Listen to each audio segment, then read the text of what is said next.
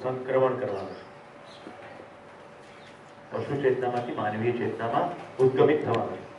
ઉર્ધ્વારોહણ શબ્દ છે એમાં ઉપર જવાની વાત કે, પણ ઉપર જવું એટલે શું? આપણે ચેતનામાં ઉપરના સ્ટેપે જવું એટલે શું? તો માનવ ચેતનામાં જવું। માનવ ચેતના એટલે હું શરીર નથી, બલકે શરીરથી અલગ એક વાસ્તવિકતા છું, જેનું અહીંયા નામકરણ કર્યું જીવન। જીવનની જરૂરિયાત નિશ્ચિત છે, શરીરની જરૂરિયાત નિશ્ચિત છે। મારા તમામ કાર્ય વ્યવહારના નિર્ણયો મારી જરૂરિયાત પૂરી કરવા માટે થાય, એટલે મારા શરીરની જરૂરિયાત પૂરી કરવા માટે પણ અને મારી જરૂરિયાત પૂરી કરવા માટે પણ, તો મને સુખ મળે। આટલી સ્પષ્ટતા સાથે આગળ વધીએ। હવે જો અહીંયા દુઃખ અને સુખ બે કેટેગરી કરીને બતાવી છે। જમણી બાજુના જે કોલમ છે જેમાં આપણે સમાધાન શબ્દ વાપરેલો, ત્યાં હવે એક નવો શબ્દ મૂક્યો છે, સ્વયંમાં વિશ્વાસ। કેમ? કારણ કે કાલે કઈ સમસ્યા આવશે એમાં ક્યાં ખબર? તો સમસ્યા જ ખબર નથી, એની સમાધાનની ક્યાંથી ખબર? પણ મને એવો વિશ્વાસ હોય કે હું ગમે તે સમસ્યાને પહોંચી વળીશ તો પ્રોબ્લેમ સોલ્વ। આનું નામ છે સ્વયંમાં વિશ્વાસ। અહીંયા પાલનપુરમાં એક સરસ કવિ રહે છે, હું શોધું છું એની કવિતા જો ઓડિયોમાં આવે તો। મતરખ મન પર ભાર મુસાફિર, એમનું નામ છે મુસાફિર પાલનપુરી। મતરખ મન પર ભાર મુસાફિર પહોંચ વળેંગે।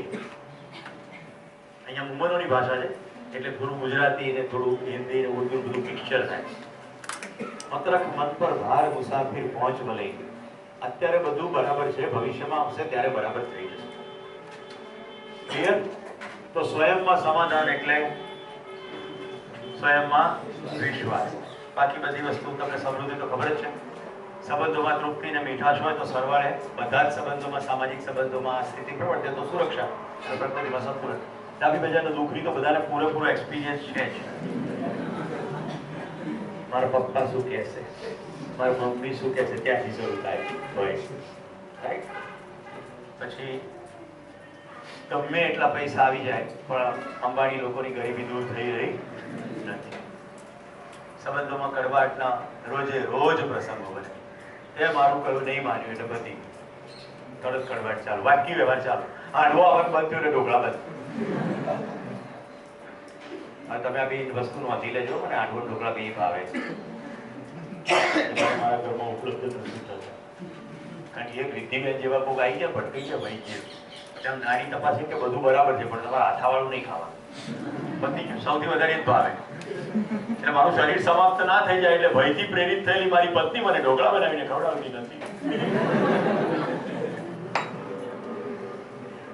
હમણાં બપોરે આવશે, બધા ફરિયાદો ના કરતા, નહીં તો આગળનો શિબિર હું બંધ કરી ગાંધીનગર ભેગો થયો। હવે આપણે જોઈએ આપણું દુઃખ। ગઈકાલે એક શિબિરાર્થી મને કીધું કે આપણી સમસ્યા કેવી રીતે દૂર થાય? મેં ધીરે બાપુડિયા, ધીરે ધીરે આવશે। તો આપણું દુઃખ, આપણી પીડા શેની છે, આપણી મૂળ સમસ્યા કઈ છે, એની ઉપર આપણે જવું પડશે ડિટેલમાં। આપણે આનો જવાબ તો મેળવી લીધો, પ્રશ્નોથી પીડિત છીએ ખરા? ના, સમાધાન ના હોવું એ આપણી પીડા।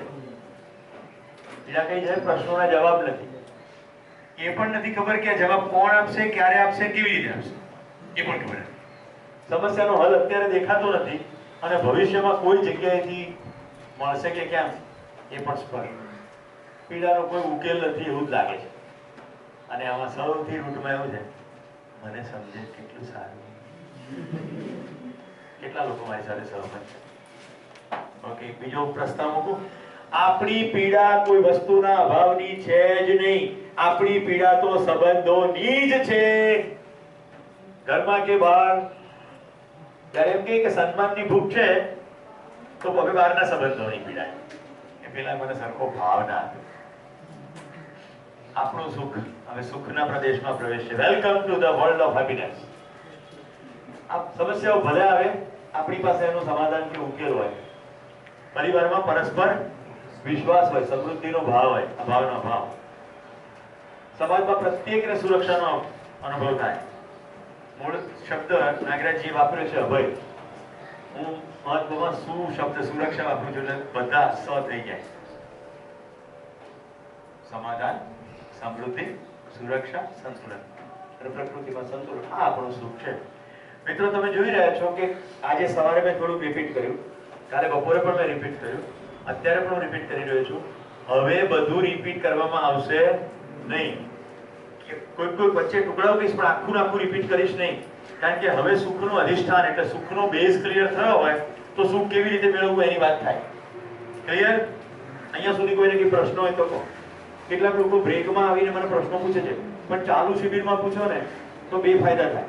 એક તો તમારા પ્રશ્નથી બીજા પૂછવા વાળા સંકોચમાં ન પૂછતા હોય એને જવાબ મળે અને મને આરામ. મારે તો સતત બોલવાનું છે તો હે મા બાપ દયા રાખજો. ઓલ સવાલ welcome. So please ask question during શિબિર. ઓકે? તમને એમ થાય પણ મારે મારું નામ પ્રકાશિત નથી કરવું, મારે બધાને ખબર નથી પડવા દેવી. ફાઇન, લખી મોકલું. તમને જે પેડ આપવામાં આવ્યું છે એમાંથી સૌથી નાની ચબરકી વચ્ચેના પાનું જે ક્લિપ વાળું પાનું હોય ને ત્યાંથી થોડી ફાળે. એમ કરતા કરતા કરતા વચ્ચેનું પાનું ક્લિપમાંથી નીકળી જશે તો નોટ નહીં બગડે. અને થોડુંક જેટલું જરૂરી છે એટલું. એમ લાગે કે હજુ ઓછું હશે તો આગળ પાછળ લખીને પણ સવાલ પૂરો કરો. સવાલ પૂછજો, નિબંધ નહીં. આનાથી બહાર સુખ છે કોઈ? ઓકે, આમાંથી એક પણ ઓછું હોય તો ચાલશે? કે બધાને સ્પષ્ટ થયું છે? કોઈ પણ તમારું પોતાની સમસ્યાનું સમાધાન થઈ ગયું એટલે સુખ પૂરું થતું નથી. સામે નથી દેખાતું પણ ડાઉન ધ લાઈન દેખાય. જો જાણવાની ચેષ્ટા કરી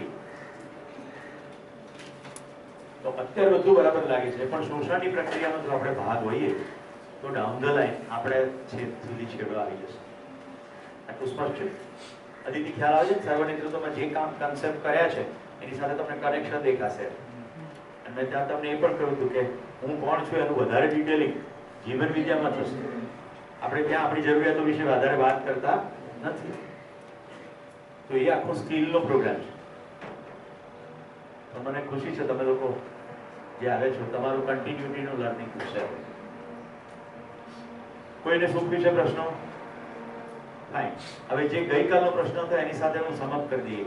પાંચેય સેન્સીસમાં સારું લાગે એને આપણે સુખ કહેતા નથી. એના માટે આપણે શબ્દ વાપરે છે મજા. ઓકે? જે ક્ષણિક છે. એટલે મને રસગુલ્લા ભાવતા હોય એટલે રસગુલ્લા ખાઉં તો મને 10-15 મિનિટ મજા આવે. એનો કોઈ નકાર નથી. ખાવ, કોઈની થાળીમાંથી જોટવી ના લો ત્યાં સુધી બધું બરોબર.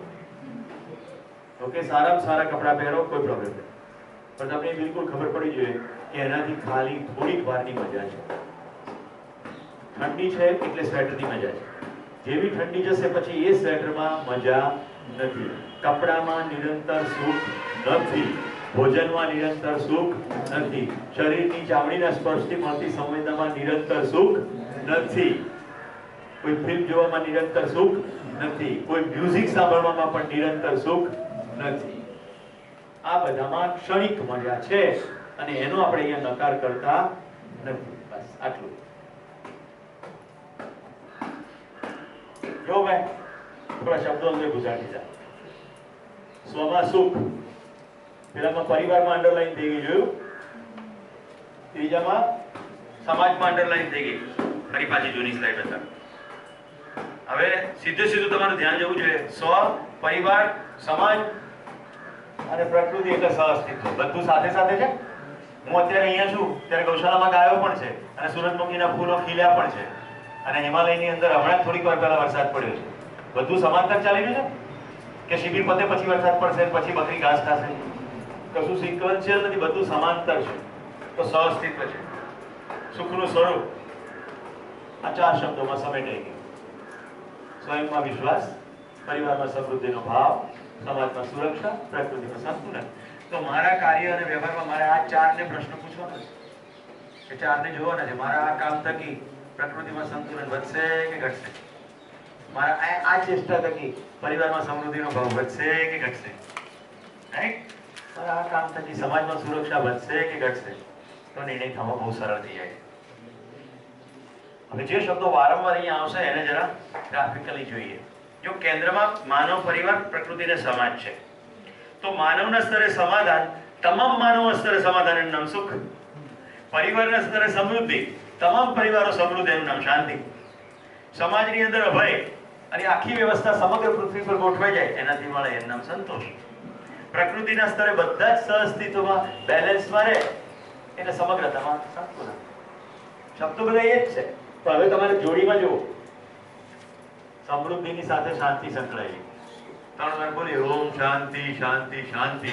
શાંતિ થતી નથી. ટોકરી પત્યા પછી તરત જ એ સ્કૂટરની ચાવી લાય. તો હમણાં તો શાંતિ શાંતિ કહેતા હતા. એ સ્કૂટરની ચાવી પણ તમારે લઈ લેવી છે. સ્કૂટર તો બહાર પડી છે.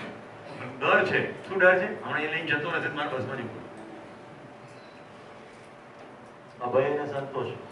સમાજમાં જ્યાં સુધી અભય નથી ત્યાં સુધી ઘરમાં બેઠા સંતોષ છે. તમે ઘરમાં તાળું માર્યા વગર જતા રહ્યા, તમને સંતોષ છે. જો સમાજમાં અભય કશું નથી, કોઈ ચોરી જવાનું નથી. એ જ રીતે પ્રકૃતિમાં બધા કો એક્ઝિસ્ટન્સમાં છે. આપણે બધા ભેગા થઈને ચિત્તાને મારી નાખ્યા. આખા ભારત પરિવેશમાં ક્યાંય ચિત્તો બચ્યો નથી. એક પણ ચિત્તો નથી. બધા ચિત્તા મારી ગયા. અત્યારે હવે આપણા વન વિભાગ વાળા પ્રયત્ન કરે છે. ભારતીય દીપડી મધર અને આફ્રિકન ચિત્તો એ બંનેનું સંવર્ધન કરીને બચ્ચું પેદા કરવું લેબોરેટરીમાં થશે. પણ એ ભારતીય ચિત્તા જેવો હશે ખરો? એવા કેટલાય પ્રાણીઓ બનાવે છે. એક લાયગર બનાવે છે. લાયન અને ટાઈગર એ બેનું મિશ્રણ કરીને એક પ્રાણી બન્યું છે જે સિંહ કરતા બહુ જ મોટી સાઈઝમાં કદાવર છે. શરીરના પાછલા ભાગમાં ચટ્ટાપટ્ટા અને સ્વભાવ ગાય જેવો. એટલે એનાથી કોઈ ડર રાખવાને કારણ એનું નામ છે લાયગર. તમને સમય મળશે તો આનો થોડાક વિડીયો બતાડીશ. એ સમજવા માણસ જ્યારે પોતાને સુખ ના મળે ત્યાં ક્યાં ક્યાં જવાના છે. કે જે પ્રાણી છે ને એને નિરાતે નહીં જોવે. આ સાંભળો ત્યારે એક ધારો કે અવાજ સાંભળે. આ જે અવાજ કરે છે એ ખાખેડો અથવા ટ્રીપાઈ નામની પક્ષીની માદા બોલી. તમને કેમ ખબર પડી? એનું નામ તો જાણવું. અવાજ તો ખાલી મેસેજ છે. હવે હું સારો ચિત્રકાર હોઉં તો ટ્રીપાઈ દોરી પણ દઉં, આ ખાખેડો દોરી પણ દઉં. તો મારા મનમાં અત્યારે છબી ચિત્ર સ્પષ્ટ છે. એમાં કઈ મોટી ધાડ નથી મારી. પાછલા 2 દશકથી વધુ સમયથી પક્ષીઓ જોતો આવ્યો છે. ખ્યાલ આવે? હવે જો સુખો ચાલુ મને તો ખબર પડી ગઈ ત્યાં ટ્રીપાઈ બોલે છે. મને ટ્રીપાઈની બધી ખાસિયત ખબર છે. અને નર છે કે માદા છે એ પણ ખબર છે. એટલે અત્યારે માદા બોલી. માદાનો અવાજ કર્કશ છે, નરનો અવાજ મીઠો છે. પ્રકૃતિની અંદર કેટલા બધા પ્રાણીઓ અને પક્ષીઓની અંદર નર અત્યંત સૌંદર્યવાન છે. માદા સૌંદર્યવાન નથી. જેમ કે કોયલ ગાતી હતી એ ખોટો શબ્દ પ્રયોગ છે. નર કોયલ જ ગાય છે. માદા કોયલ તો અત્યંત કર્કશ બોલે છે. જેની અંદર જાંબલી જાય પડે છે એ આખું કાળું જાંબલી પક્ષી મીઠું ગાય છે અને નર કોયલ છે. એટલે કોયલ ગાતો તો એમ કેવું છે. માદા કોયલ અત્યંત કર્કશ અવાજે બોલે છે અને એનું શરીર આખું કાળું જાંબલી જાય વાળું નથી. થોડું ઘૂઘરું છે અને પીછામાં પટ્ટા છે. આપણી માન્યતા શું? કોયલ ગાતી હતી. જે કળા કરે છે તે નર મોર છે. રાઈટ? જેના અત્યંત કલરફુલ જાયવાળા પીંછા છે એ નર છે. જે ઢેલકો છે એ માદા મોર છે જે એટલી દેખાવડી નથી. એવા અસંખ્ય પક્ષીઓ પ્રાણીઓ જેમને કે સિંહને કેશવાળી છે, સિંહણને કેશવાળી નથી. તો આપણે એવું ઘણું બધું માનીને ચાલતા હોઈએ છીએ. એવું બધું હોતું નથી જો નિરંતર જોવામાં આવે. મેં રાજવીતાને કામ સોંપ્યું છે, તું હોસ્ટેલની દીકરીઓ પાસેથી આ ગીત જાણી લેશે. અમે સેમ્બલ પાણીના જંગલમાં ટ્રેકિંગમાં ગયા અને ત્યાં સાંજે પ્રાર્થના સભામાં બેઠા તો ત્યાંની દીકરીઓએ ગાવાનું શરૂ કર્યું.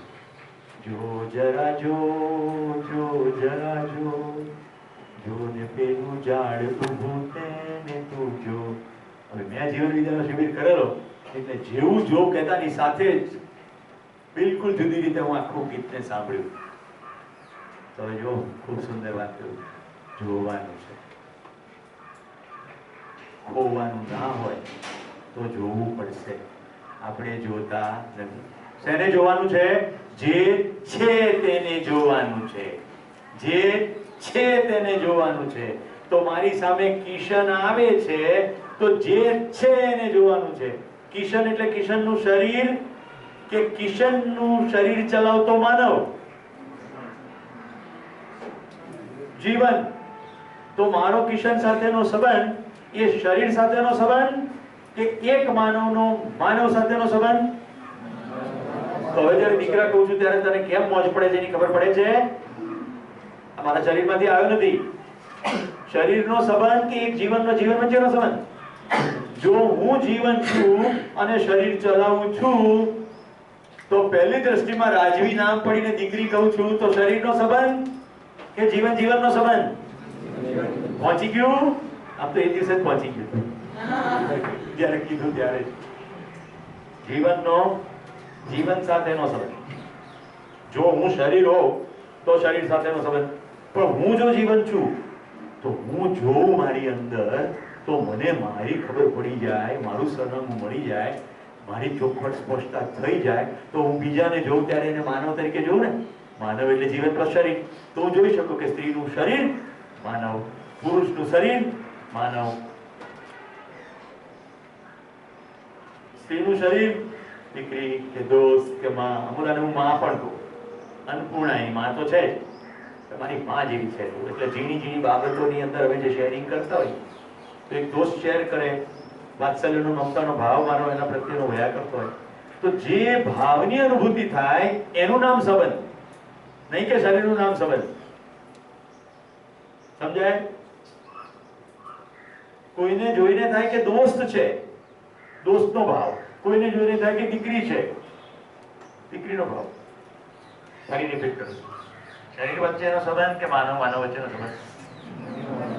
માનવ એટલે શરીર પ્લસ જીવન. તો જીવનનો સંબંધ કે શરીરનો સંબંધ? તો કોઈએ લગ્ન કરવાનો નિર્ણય લેવાનો તો શરીર જોઈને કરાય કે માનવ છે એમ કરીને કરાય? તમે લગ્નની વહી છે એટલે એની વાત કરી.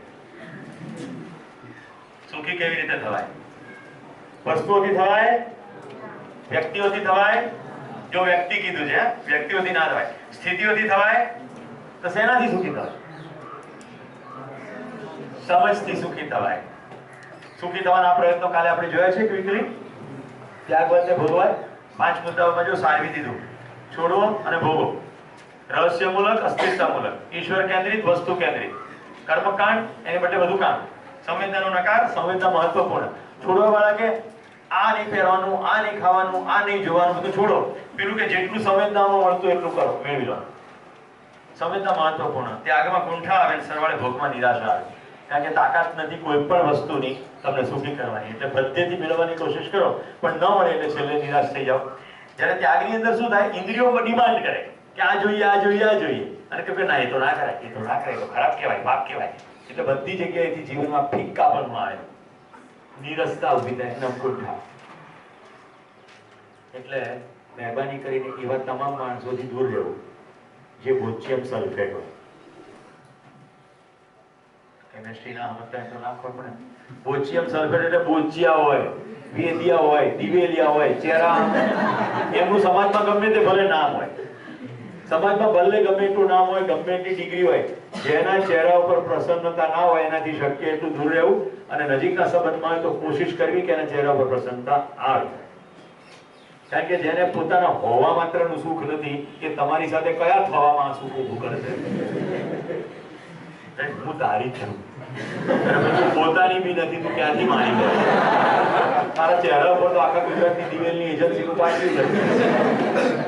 રહેવા દે, તું ત્યાં છે બરોબર છે, તું મારી જિંદગી વાઈશ તો મારે એજન્સી લેવી પડશે.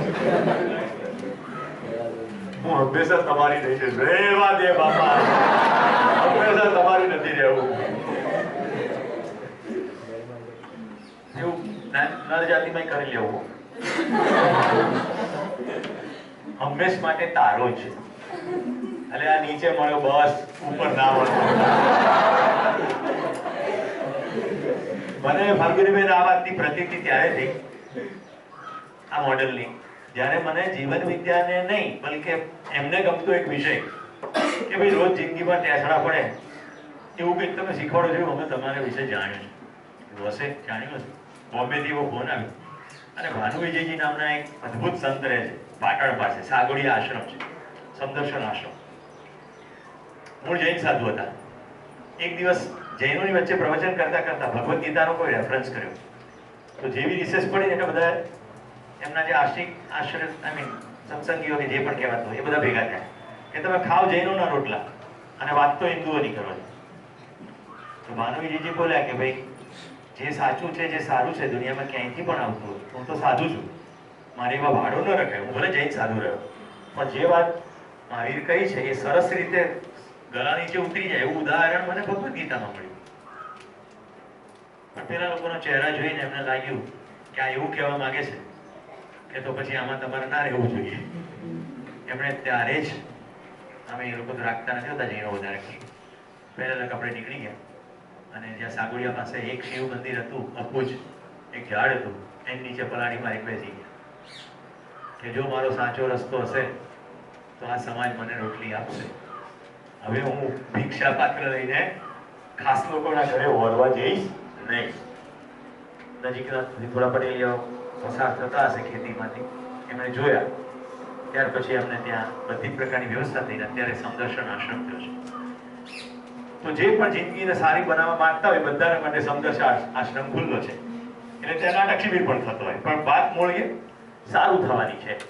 એટલે ત્યાં બધું ફાલતુ વસ્તુ કંઈ ના થાય, ખુલ્લા મનના લોકો. તો મને એક સત્સંગી મુંબઈથી મને ફોન કર્યો કે જિંદગીમાં જલસો પડે એવો તમારો કાર્યક્રમ ત્યાં કરવો છે, કરો. મિનિમમ કેટલો સમય જોઈએ? 1.5 કલાક. શીર્ષક શું રાખીએ? મેં કીધું શીર્ષક રાખો રોજ મોજ લો, રોજ લો, ના મિલે તો ખોજ લો. એટલે આવું ટાઇટલ રાખ્યું, રાઈટ? ટાઇટલ રાખ્યું મોજ લો, રોજ લો, ના મિલે તો ખોજ લો. હવે એમાં માનવીજીજી તો 10 મિનિટ બેસીને જતા રહ્યા, એમની 90 થી ઉપરની વય થઈ ગઈ અને સાધ્વીજીઓ પણ આવીને બેઠા. મારા વિષય પ્રમાણે મેં 1.5 કલાક સુધી એની પર વાત કરી અને લંચનો વિરામ પડ્યો.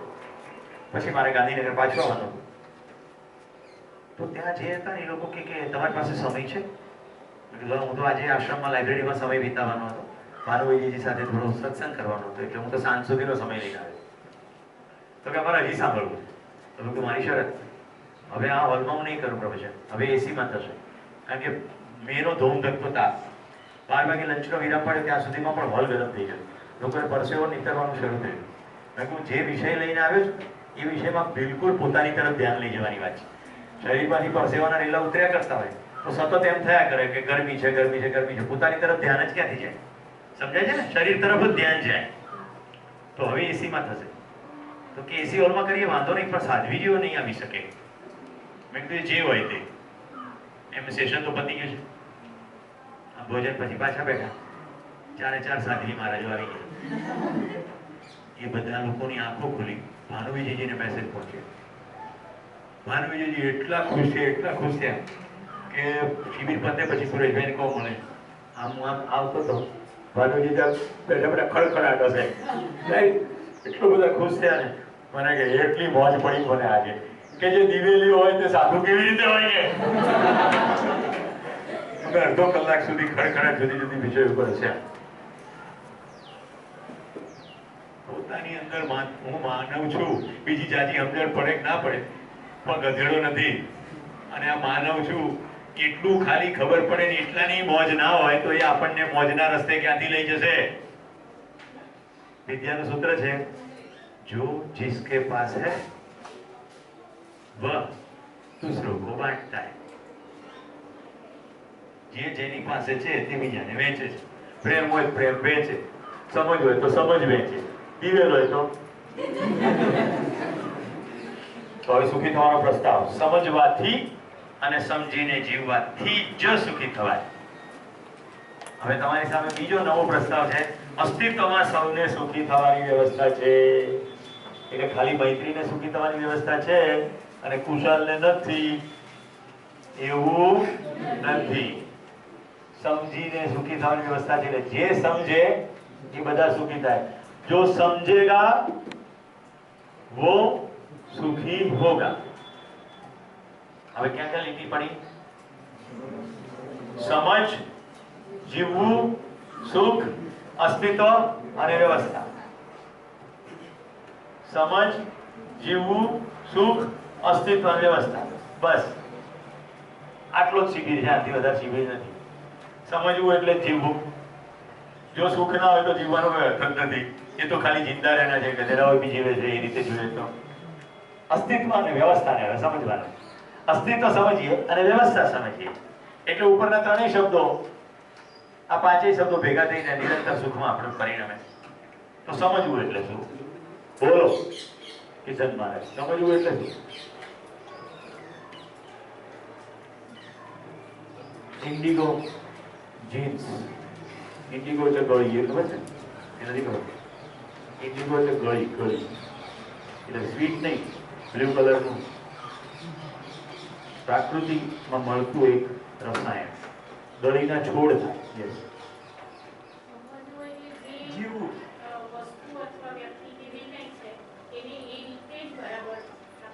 કોઈ માણસ સમજ્યો છે એવું તમે કયા આધારે કહી શકો? કોઈ સમજ્યો છે એવું કયા આધારે કહી શકો?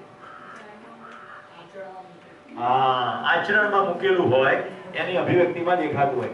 આને સમજવું કહીશું નહીં. યાદ રાખવું એટલે સમજવું નહીં. આખી આખી ચોપડી કંઠસ્થ હોય એને આપણે વિદ્વાન કહીએ છીએ.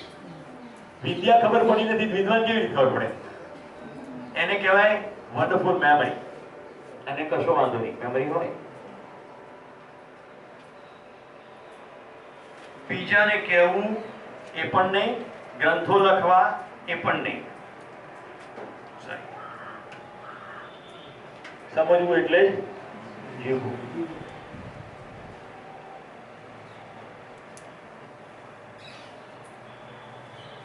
સાંભળી આલોકભાઈ.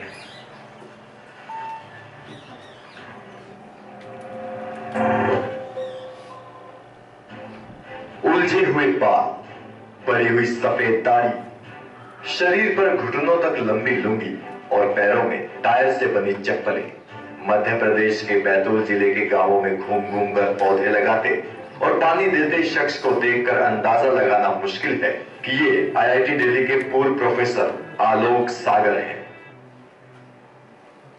તો સામાન્ય દ્રષ્ટિબિંદુ કેવું છે? આટલું દેખ્યું એટલે આપણે બધી માન્યતાઓને આધારે નિર્ણય લઈ લઈએ કે કોઈ ભિખારી જેવો ગરીબ ગામડાનો માણસ છે. હવે આ સાંભળશો એટલે તમને ખ્યાલ આવશે સમજવું એટલે શું, જીવવું એટલે શું, જાણવું એટલે શું. અને ત્યારે આખા શરીર રોમાંચ થવાનો છે. કારણ કે આપણે સાંજે કાલે જે ગોષ્ઠીમાં વાત કરતા હતા, जिनके छात्रों में रिजर्व बैंक के पूर्व गवर्नर रघुराम राजन भी शामिल हैं। 68 साल के आलोक सागर पिछले करीब 26 सालों से बैतूल जिला मुख्यालय से 70 किलोमीटर दूर आदिवासी गांव कोचामो में रहकर समाज सेवा कर रहे हैं। हमारा तो एक ही सोच है कि इंसानों के बीच में किसी भी तरह की सोच, इंसानों की सोच से पैदा की हुई गैर बराबरी खत्म होनी चाहिए।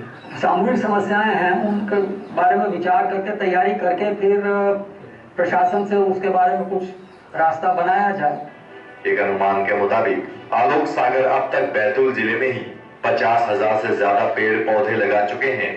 उनकी सीख का असर ये है कि गांव के बहुत सारे लोगों ने पेड़ काटने छोड़ दिए। हमारे आदिवासी समाज में तो हर घर में हर आदमी के नाम से कुल्हाड़ियां बनते हैं झाड़ काटने के लिए। तो मेरे नाम से कम 25-20 साल से तो कुल्हाड़ी चीज है ही नहीं है। मैं स्वयं के नाम से।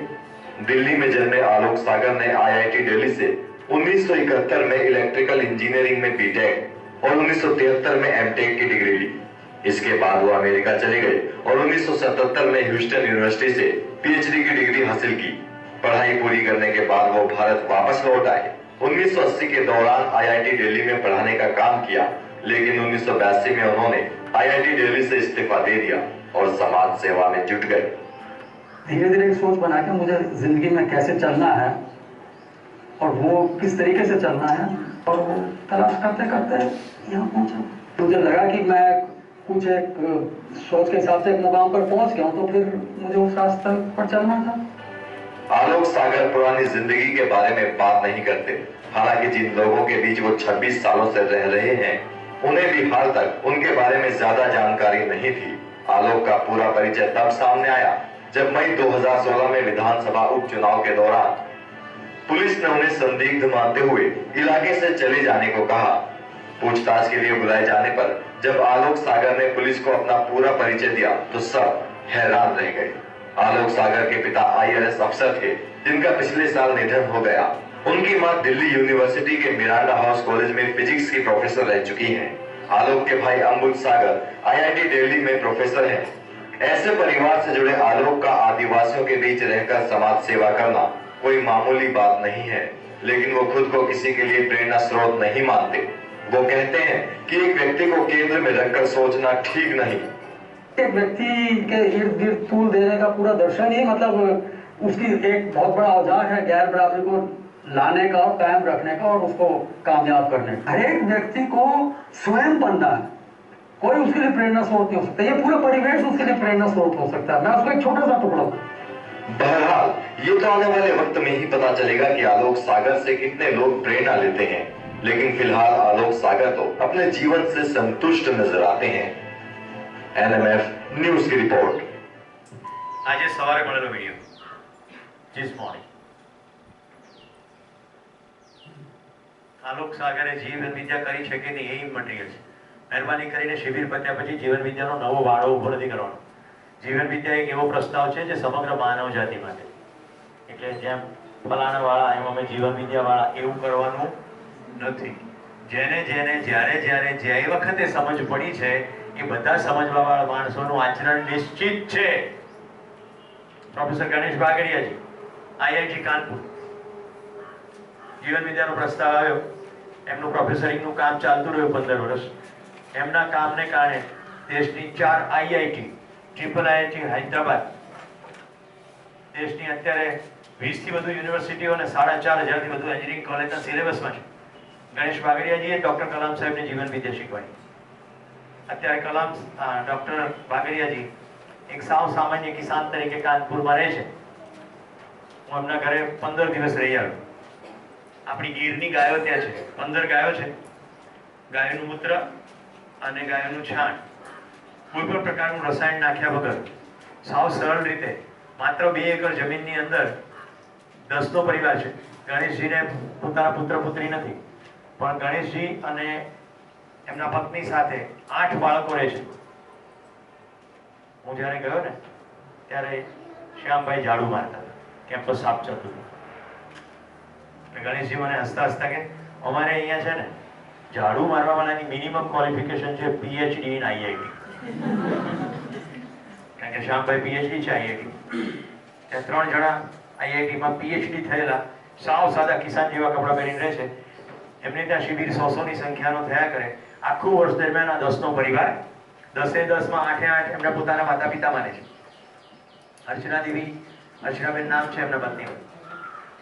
તો ગણેશજી, અર્ચનાબેન અને 8 બાળકો અને અમારા જેવા શિબિરાર્થીઓ, આખું વર્ષ શિબિરો ચાલે। તમને એમ થાય કે આ બધી વસ્તુ આવી કેવી રીતે? આજુબાજુની બધી જમીન જુઓ, 2 એકર સિવાયની તો બધી બંજર પડી છે, અને આ 2 એકર જમીનની અંદર તેલીબિયા, ધાન્ય, દાળો, તમામ મસાલા બધું જ ત્યાં ઉત્પાદિત થાય છે। બધા શ્રમપૂર્વક જીવે છે। 2 થી 2.5 કલાક જ શ્રમપૂર્વક ઉત્પાદન કરવાનું છે, 2 થી 2.5 કલાક। એ કહે છે પછી તો બહુ આરામ જ છે, પછી શું કરવાનું? પછી અધ્યયન કરો, પોતાની અંદર જોવાનું। સોમભાઈના ખેતર ઉપર ગયો, મારા શિક્ષકનું નામ છે સોમ ત્યાગી, છત્તીસગઢ। મને કે તાકતે રહેને કા સુખ। શું તાકતે રહેને કા સુખ એટલે? આ ખેતરમાં વાવી દીધું, હવે કુદરત ઉગાડે છે ને આપણે જોવાનું કેટલો થોડો શ્રમ કરીએ અને કેટલું મબલખ મળે। અસ્તિત્વમાં આવશ્યકતાથી અધિક ઉપલબ્ધ છે। આપણે જ્યારે આખી અસ્તિત્વનું દર્શન કરશું એટલે તમારી અંદર પહેલું સ્ટેપ થશે, સમૃદ્ધિનો ભાવ તમારી અંદર તો આવી જશે, જો બરાબર તમે સમજવાનો પ્રયત્ન કર્યો તો 2-2.5 કલાક મહેનત કરો અને પછી બાકીના બધા જ કલાકો તમારે નિરાંત હોય, તમારી આવશ્યકતાઓ પૂરી થઈ જતી હોય તો ટેસડો છે રાઈટ। કે ગણેશજીનો શિબિર પછી કોઈ ફી નથી, એ બધા ખવડાવી શકે એટલું ઉત્પાદિત કરે। અમારા જેવા કોઈ જાય ત્યાં આગેવાની લે, ભાઈ આપણે એ સંસ્થામાં આટલું બધું રહ્યા, બોજ તો ના બનવું જોઈએ, કમસે કમ ખુડબીલ જેટલો પૈસા તો ડોનેટ કરવા। એટલે ડોનેશન શું? પરિવારમાં આપવાનો ભાવ। તો કોઈ લીડરશિપ લઈ લે, કોઈ બજારમાં જઈને ખાંડ ગોળ ઘી ખરીદીને મૂકી દે, એવું કંઈક કરે, પણ એ બધું સાહજિકતાથી થાય। અને અર્ચના દેવીની ઉંમર મારાથી પણ અર્ચનાબેન થોડાક 1-2 વર્ષ નાના હશે, બધાની માં છે। તમે એવી રીતે જમાડે, તમને એમ થાય કે આપણે શિબિર કરવા આવ્યા હતા કે કોઈ માના હાથના ભોજનનો આનંદ લેવા। પ્રત્યેક વ્યક્તિની કાળજી લેવામાં આવે। 100નો શિબિર હોય તો અર્ચનાબેનને બિલકુલ ખબર હોય કે કોને શું જમવામાં પોતાના પ્રેફરન્સીસ છે। દરેક જમતા હોય ત્યારે ફરતા હોય, સાંભળતા હોય, ખબર પડી જાય। મને એક દિવસ કે ત્રીજા દિવસે આપકો મીઠા જ્યાદા चाहिए नहीं, क्या कैसे आपको पता चला? बोले वैसे ही लगा, फिर गुजराती लोग वैसे मीठा खाते हैं, ससुना भी है। मैं कहा नहीं, मुझे मीठा चाहिए, मिल जाएगा। તો કાળજી લઈને આવું ઝીણી ઝીણી બધું કરે. તો મિત્રો, સંબંધપૂર્વક વિશ્વાસપૂર્વક જીવનારા મોડેલ જીવન વિદ્યાના કન્સેપ્ટમાં સમજ્યા પછી આ પૃથ્વી ઉપર છે. હવે વિશ્વાસની પરાકાષ્ઠા જેવો કેસ કહું છું. ભાઈનું નામ મહેન્દ્ર, આઈઆઈટી દિલ્હીના પાસ આઉટ.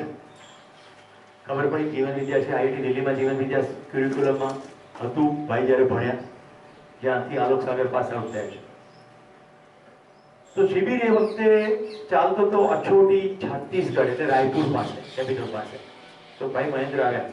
નિયોમી નામની એક છોકરી અમેરિકાથી, જે પોતે યહૂદી છે, જેને ભાગ્યું તું અંગ્રેજી આવડે, એ સોશિયલ સર્વિસીસનો કોઈ પ્રોજેક્ટ લીધેલો. એ પ્રોજેક્ટના ભાગરૂપે ફરતી ફરતી એ પણ છત્તીસગઢ આવ્યો. બરોબર. અને એને ખબર પડી રાયપુરમાં કે આવી રીતે બધા કોઈક ને કોઈ ક્ષેત્રમાં એચીવ કરેલા માણસો ત્યાં ભેગા મળીને ખેતી કરે છે, મસ્તીથી જીવે છે. તો કે ચલો આપણે જોતા આવીએ. એટલે નિયોમી પણ ત્યાં આવી, મહેન્દ્રભાઈ પણ ત્યાં આવ્યા. તો નિયોમીને ખબર પડી કે આ બધા તો અત્યારે અંદર શિબિરમાં બેઠા છે, ત્યાં કંઈક અંદર ચાલી રહ્યું છે. એટલે ખેતી તો સવાર સાંજ થતી હોય, ભર બપોરે ખેતી ચાલતી ના હોય.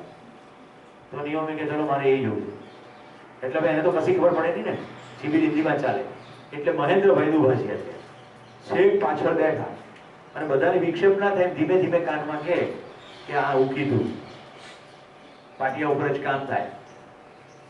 હવે જો માણસની સ્થિતિ કેવી હોય, જો હું શરીર નથી, એમ એક ઉત્તમ ઉદાહરણ તો આપણી વચ્ચે ધ્યાનવી બેઠી છે, રાઈટ. એની બાલ સહજ જે સામાન્ય એ ઉંમરના બાળકોમાં હોય એની કરતા એની સ્થિતિ ખૂબ આગળ છે. તો નિયોમીને જે પણ ટુકડામાં પકડાયું એને કીધું મારે આખું સમજવું છે. હવે બધી આખી સ્ટોરી નહીં કહું. આ ઘટના પછી અત્યારે મને જ્યારે નિયોમીબેન મળ્યા ત્યારે મેં એમને ઇંગ્લિશમાં પ્રશ્ન પૂછ્યો, એને મને હિન્દીમાં જવાબ આપ્યો. મહેન્દ્ર અને નિયોમીને 2 બાળકો છે અને બધો સમય અમે 1.5 કલાક સાથે બેઠા. બધો જ સમય નિયોમીએ મારી સાથે હિન્દીમાં વાત કરી. વચ્ચે શું થયું, બેન તો ગઈ પાછી પોતાનો સર્વિસ પ્રોજેક્ટ પતાવ્યો. મારે તો આખું સમજવું છે. અંગ્રેજીમાં હૈદરાબાદમાં શિબિર થયો એટલે અંગ્રેજીમાં શિબિર એટેન્ડ કર્યો. ત્યાં કહ્યું કે ઓરિજિનલ તો બધું હિન્દીમાં છે. તો કે જ્યાં સુધી ઓરિજિનલ ભાષા મને ના ખબર પડે તો ભાષાથી ભાવ, ભાવ મૌલિકતા, એટલે ભાષા સમજવી જ પડે. જે છોકરીને અંગ્રેજી પાવરફુલ નહોતું આવડતું એ યહૂદી છોકરી હિન્દી શીખી ગઈ અને સંપૂર્ણ હિન્દીમાં પ્રભુત્વ લાવ્યા. પછી ઘરે પણ એ લોકો હિન્દી બોલે. મહેન્દ્રભાઈ કેનેડાની અંદર રહે છે. નિયોમી એક શિક્ષક તરીકેનું કામ કરી દીધું. એ શિક્ષકમાંથી જે પગાર આવે એમાંથી બંનેનું ઘર ચાલે. બરોબર. મહેન્દ્રભાઈ શિબિરો લે, ઘરના આંગણામાં થોડી ખેતી કરે, એમના ઘરના દરવાજા ખુલ્લા, વેધર ખરાબ હોય એ રીતે બંધ, પણ કોઈ પણ એમને મળી શકે. જે મળવા આવે એને પરિવારમાં પ્રેમથી જમાડે, વાત કરે. એમ કરતા કરતા કીર્તિ પ્રસરતી ચાલી. તો ઓર્ડર ઓફ કેનેડા, જે હાઈએસ્ટ લેવલનું આપણે જેમ પદ્મ વિભૂષણ અને પદ્મશ્રી હોય એમ ઓર્ડર ઓફ કેનેડા નામનો એવોર્ડ છે. એ ત્યાંના એક ન્યુરો સર્જન ડોક્ટરને મળેલો. એમની પાસે 300 એકર જમીનમાં પેલેસ હતો. મહેન્દ્રભાઈના પરિચયમાં આવ્યા, એને કહ્યું આજથી તમારો. તો અત્યારે 300 એકર જમીનની અંદર મહેન્દ્રભાઈએ ખેતી અને જીવન વિદ્યાનું કેન્દ્ર બનાવવાની પ્રવૃત્તિ શરૂ કરી છે. જો કશું જોઈતું નથી, કારણ કે ખબર પડી ગઈ કે સમજમાં જ સુખ છે, એને કેવી રીતે બધી વસ્તુ આવી જાય છે સામેથી, કહું છું. હમણાં જ મહેન્દ્રભાઈ અમદાવાદ આવીને ગયા.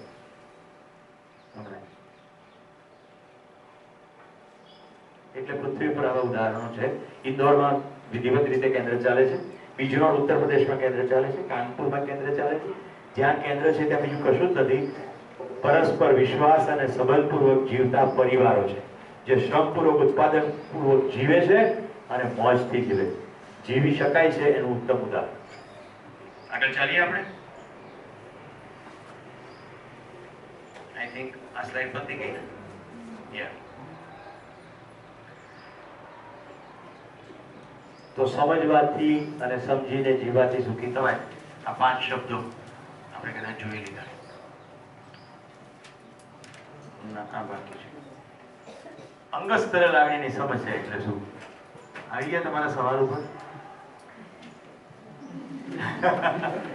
બોલો, મને કહો. તમારી નોટ ખોલો. Please right now. અને તમારા અંતર સ્તરે જે કોઈ સમસ્યાઓ છે બનાવો એનું લિસ્ટ. બનાવો લિસ્ટ બનાવો. પેન જોઈએ છે અને સ્ટીકરો નહીં હો. આ કુશલ ને કાજલ જોડે બેઠા છે, અમોલ અને ફાલ્ગુનીબેન જોડે બેઠા છે. સ્ટીકર તોડ નાખો. તો અમોલ ત્યાંથી વિધાન ભૈયા. એનું કારણ છે કે અંગત સ્તરે જ્યારે વાત હોય ત્યારે તમે કુટુંબના કોઈ વ્યક્તિ સાથે બેઠા હો તો તમને સંકોચ થયા કરે. તું અહીંયાથી રહે, બારીમાંથી મસ્ત તડકો મળે. અરે આય તૂટી ગયું સ્ટીકર, વેરી ગુડ. ચાલ તું ત્યાં રહે બેટા, કઈ પ્રોબ્લેમ. લખો.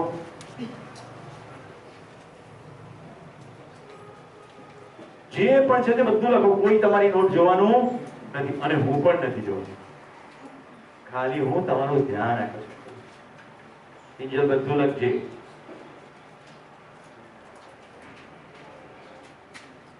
તમારા ખુલ્લા જુલ્ફોને કાબુમાં રાખો. પેલાને ઘાયલ કર્યો, હવે તો તેલ નાખો. એ લોકો ને તો એ જાણે.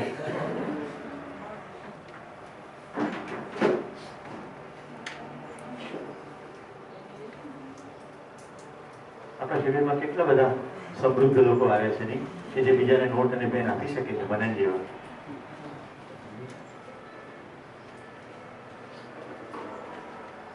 અંગત સ્તરે જે પણ લાગણીની સમસ્યા છે એ બધી લખો. ઓકી મારો બધું. બોયફ્રેન્ડ, ગર્લફ્રેન્ડ, ફાધર, મધર, નોકરી, વ્યવસાય, સાધન સામગ્રી, બાઇક, સ્ટેથોસ્કોપ,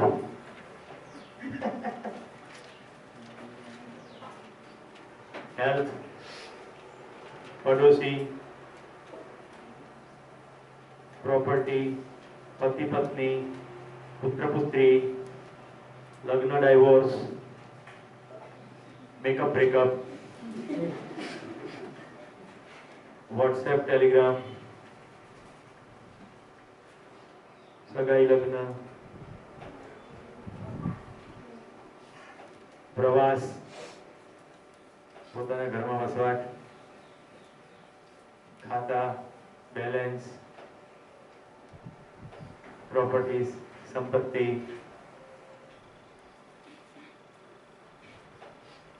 તમામ પ્રકારના સંબંધો,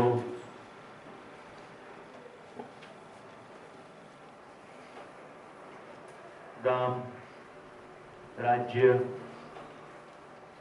દેશ, દુનિયા, માનવતા, ગળું, ગીત, ચોપડી, પિતાશ્રી,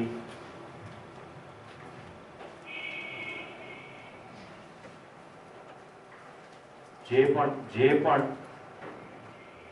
વિધાઉટ હેઝિટેશન રાઈટ ઓલ સમસ્યા. તમે આટલો સરસ જવાબ આપવાના કેમ પાછળ પડી બેસો છો? સંતાડવું પડે ચહેરો એટલે. અશ્વિનભાઈ મોજમાં છો ને? અશ્વિનભાઈની મદદથી આપણને શિબિર આખો રેકોર્ડેડ પાછળથી મળશે. રાઈટ? કંઈક વ્યવસ્થા આપણે ગોઠવીશું. ભવિષ્યમાં તમે પોતાના ઘરે વિડીયોઝ જોઈને રિવાઇઝ કરવા ઈચ્છો તો કરી શકો.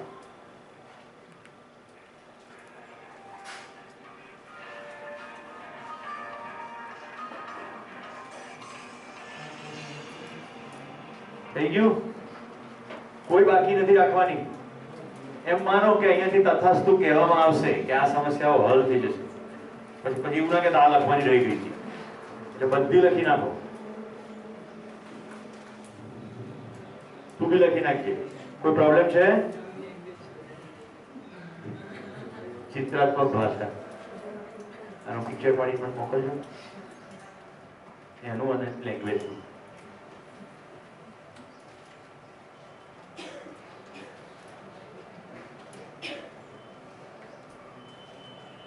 જે લોકોને નોટ પેન નો અભાવ હોય એ પેલા ઝરણા બેનની જેમ ઉભા થઈને માંગી લેજો.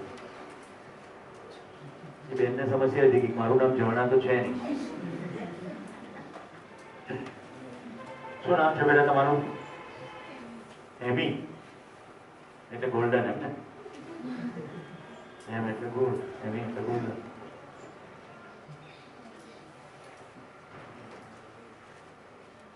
રાજુ લખ્યું કે નહીં? હિન્દીમાં બી લખાય કોઈ ના વાંચી હતી એવું લખાય અને આલ્ફાબેટિકલ લેંગ્વેજમાં લખે દરેક વાક્યનો પહેલો અક્ષર એક લઈ વાંચે દરેક એ બી પી એટલે શું આખો દાડો પ્રોબ્લેમ ટીકે ટીકે એક જણે લખે છે ટીકે ટીકે બ્રેકમાં મને કે મારા ઘણા બધા પ્રોબ્લેમ છે પછી આપ નોટ કરી તમારું પહેલું ધ્યાન પડી ગયું ટીકે ટીકે મેં કહું મારે જોઈ નથી ટીકે ટીકે એટલે શું કે મારા ઘરમાં મારી મમ્મીની બધી વસ્તુમાં ટક ટક થાય છે ટક ટક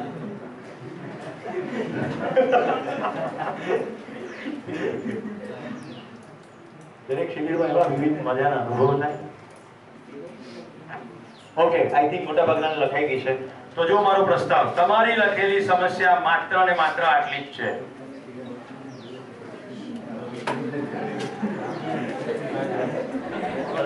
તમે જે ઢગલો કરીને ઉભો કર્યો છે ભૂતકાળની પીડા, વર્તમાનથી વિરોધ અને ભવિષ્યની ચિંતા, આ ત્રણ સિવાય કોઈ પ્રોબ્લેમ નથી. છે કે નહીં? જો છે હોય તો આની બહાર હોય તો હવે આવું કેટેગરાઇઝેશન કરવાની જરૂર શું? તો આપણી અંદર તાકાત છે સમજવાની. કેટેગરીકલી જો આ ત્રણ જ પ્રશ્નો છે તો ભૂતકાળ, વર્તમાન અને ભવિષ્ય આ ત્રણ સમજાઈ જાય તો સમસ્યા વધે ને. પછી સમજો કે ભવિષ્યની 50 ચિંતા છે પણ કઈ રીતે હેન્ડલ કરવું ભવિષ્ય એ ખબર પડી જાય તો પછી કોઈ પણ હવે પહોંચી વળીશું. પહોંચ વલાઈ ગયું પત્રક મન પર ભાર મુસાફિર પહોંચ વલાઈ ગયું. ભવિષ્યની ચિંતા, ભૂતકાળ સમજાઈ જાય તો જેટલું થઈ ગયું થઈ ગયું. હવે અંદર થવાનું નથી. આવું બોલવું બહુ સરળ છે, એને જાણવું સમજવું ના કહેવાય. કેટેગરીકલી આપણે ભૂતકાળને સમજવું પડે. ઓકે, તો આ ત્રણ વસ્તુ થઈ જાય તો બધી સમસ્યાઓનું સમાધાન છે. તમામ સમસ્યાઓના મૂળમાં વાંચો, અમૃત વાંચો. આપણે પોતાનું શરીર માનીએ છીએ અને અન્ય સાથે પણ માન્યતાથી વર્તીએ છીએ. આ માન્યતાથી જ વર્તીએ છીએ. કુશલ વાંચો. આ થકી સ્ત્રી પુરુષ અસમાનતાઓ, ગરીબી અમીરી અસંતુલન, પ્રાકૃતિક સંસાધનોનો શોષણ, દુર્વ્યય અને પ્રદૂષણ તેમજ પ્રાકૃતિક આપદાઓ થાય. જેટલી સંબંધોની પીડા છે ને એ જે માણસો સાથે થાય છે એ માણસોને આપણે શરીર માનીએ છીએ. યસ ઓર નો? જે સામે જેનાથી પીડા થાય છે એ પણ શરીર માને છે. એટલે શું થાય છે? શરીર સંબંધી તમામે તમામ બાબતો હવે સ્ટેક ઉપર આવી જાય છે. રાઈટ? મનનના પપ્પા કે મનનની એક છોકરી ગમે છે, સુરેશભાઈ તમને ફોટો બતાડું. હા તો સરસ રૂડી રૂપાળી છે, એમાં શું પ્રોબ્લેમ છે? તો કે મનિયો અમારો પાતળો છે, પેલી જાડી ભંભો છે.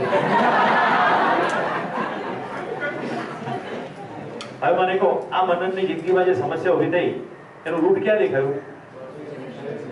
એના પપ્પાએ મનને જેની અંદર સ્વભાવગત ખૂબીઓ જોઈ એ એના પપ્પાને દેખાઈ નથી. એના પપ્પાને શું દેખાયું? આ તો કે જાડી ભંભો છે. એના પપ્પા, એના મમ્મી, એની બેન બધા શિબિરાર્થીઓ થઈ ચૂક્યા છે એટલે મારો એમના સાથે ડાયરેક્ટ સંબંધ છે. તમે મનનને સમજાવો. મેં કીધું સોરી બોસ, તમે આવી જાઓ બીજા શિબિરમાં. લોકનિકેતન સમજવાનું તમારે છે, મનનને નથી. કેમ કે આવું બધું તમારું ધ્યાન જતું રહ્યું? એક શિબિર ગયો અને 2 મહિના ગયા તો ધ્યાન જતું રહ્યું. તમે મનનને એ પૂછો કે તે એનામાં એવું શું જોયું કે જેથી તને એની સાથે પરણવું છે? હા, એકદમ પત્તી થઈ ગઈ કે મેં જોવાનો પ્રયત્ન જ ના કર્યો, જાણવાનો પ્રયત્ન જ ના કર્યો, એને શરીર તરીકે જોયું અને માની લીધું કે આ બરાબર. કેટલા સમજણ પડી? આવી કોઈ ઘટના ઘટી નથી. મને ઉદાહરણ આપવાની ટેવ છે. તો મનિયાર બપોર બધા પહોંચી વળે પછી શું થયું? મનનનો બપોરનો ભાગ બધો બીજું કંઈક વિચાર્યું હોય કે ગોષ્ઠીના સબ્જેક્ટમાં કરી જરૂર પડે આ એક જ ગોષ્ઠી થાય. અને બીજા શું પૂછે ખબર? મને તને ખબર હશે સુરેશભાઈનો નેક્સ્ટ શિબિર ક્યારે જ અમારા પપ્પાને મોકલીએ એટલે તારો મેળ પડ્યો અમારો મેળ પડી જાય.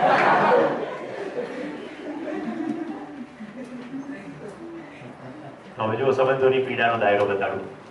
જ્યાં જ્યાં સંબંધોની પીડા છે ત્યાં શરીર છે અને શરીરની સીમા છે.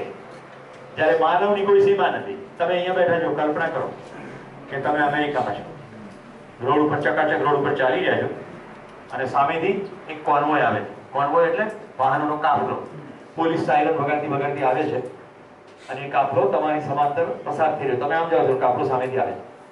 હવે એકદમ એક મોટી સાયરન વગાડે છે, આખો કાફલો રોકાય છે।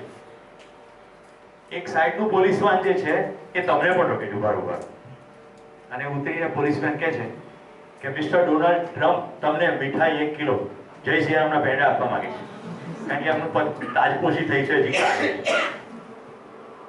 ડોનાલ્ડ ટ્રમ્પ ઉતરે છે, રોડ ક્રોસ કરીને તમને કહે છે લો મોઢું ખોલો, તમારા મોઢા પેંડો ખોલો। હવે હું ગઈકાલે અમેરિકાનો પ્રમુખ થયો, તમે એવું મોઢું શું કરો છો? કલ્પનામાં તો કશું પણ આવી શકે કે ના આવી શકે? અમે તમારી સામે કલ્પના બતાવી। પ્રત્યેક માનવ કલ્પનાશીલ છે કે નહીં? આપણે કલ્પના કરવામાં એબ્સોલ્યુટલી સ્વતંત્ર છીએ અને કર્મ કરવામાં પણ સ્વતંત્ર છીએ। તો આપણે માની બેઠા છીએ કે કોક મને રોકે છે, ખરેખર કોઈ રોકતું નથી, એના વિશેની માન્યતા રોકે છે। એટલે શું થાય છે? આપણી કેટલીક અભિવ્યક્તિઓ સ્પષ્ટ થતી નથી। મારે મૈત્રીને કશું કેવું છે, પણ મૈત્રીને શરીર માનું છું, તો મૈત્રીની સાથે અમુક પ્રકારની જ વાત કરી શકાશે, નહીં તો નહીં કરી શકાય, એ નહીં સમજે। મૈત્રીથી તો આવું જ થાય। તો મૈત્રી કે મને ગોઠણમાં પીડા છે તો હું કહીશ તારાથી માઉન્ટેનિયરિંગ નહીં થાય, કારણ કે હું એને શરીર તરીકે જોઉં છું। જો હું એને માનવ તરીકે જોઉં તો હું કહું બધું થાય। અરુણિમા બેનને જો આખો પગ કપાઈ ગયો, માઉન્ટ એવરેસ્ટ કરી નાખ્યું, સર, રાઈટ? એરિક વેન માયરને જો આંખ જ નથી, 14 વર્ષની ઉંમરથી અંધ છે, દુનિયાના તમામ શિખરો સર કરી નાખે, તું વળી સાહેબ ગોઠણમાં દુખે છે એના માટે એટેક કરે? તો મેં શરીર જોયું કે સંભાવના જોઈ? પ્રત્યેક માનવ જો જીવન છે તો શરીરની સીમા એને અડતી નથી। હું શરીરથી અત્યારે અમેરિકામાં ના જઈ શકું, પણ મનથી તો જઈ શકું, કલ્પનાથી જઈ શકું। જો હું બધી જ કલ્પના કરી શકું તો હું સારા જીવનની કલ્પના કરી શકું કે ના કરી શકું? સારી જિંદગી જીવવાની કલ્પના કરી શકું, પૃથ્વી પર સ્વર્ગ કરવાની કલ્પના કરી શકું। હવે બીજી મસ્ત વાત કરું, જેટલું ટેકનોલોજીકલ રિવોલ્યુશન દેખાય છે એ બધું કોઈક ને કોઈક માણસની કલ્પનાશીલતાનું પરિણામ છે।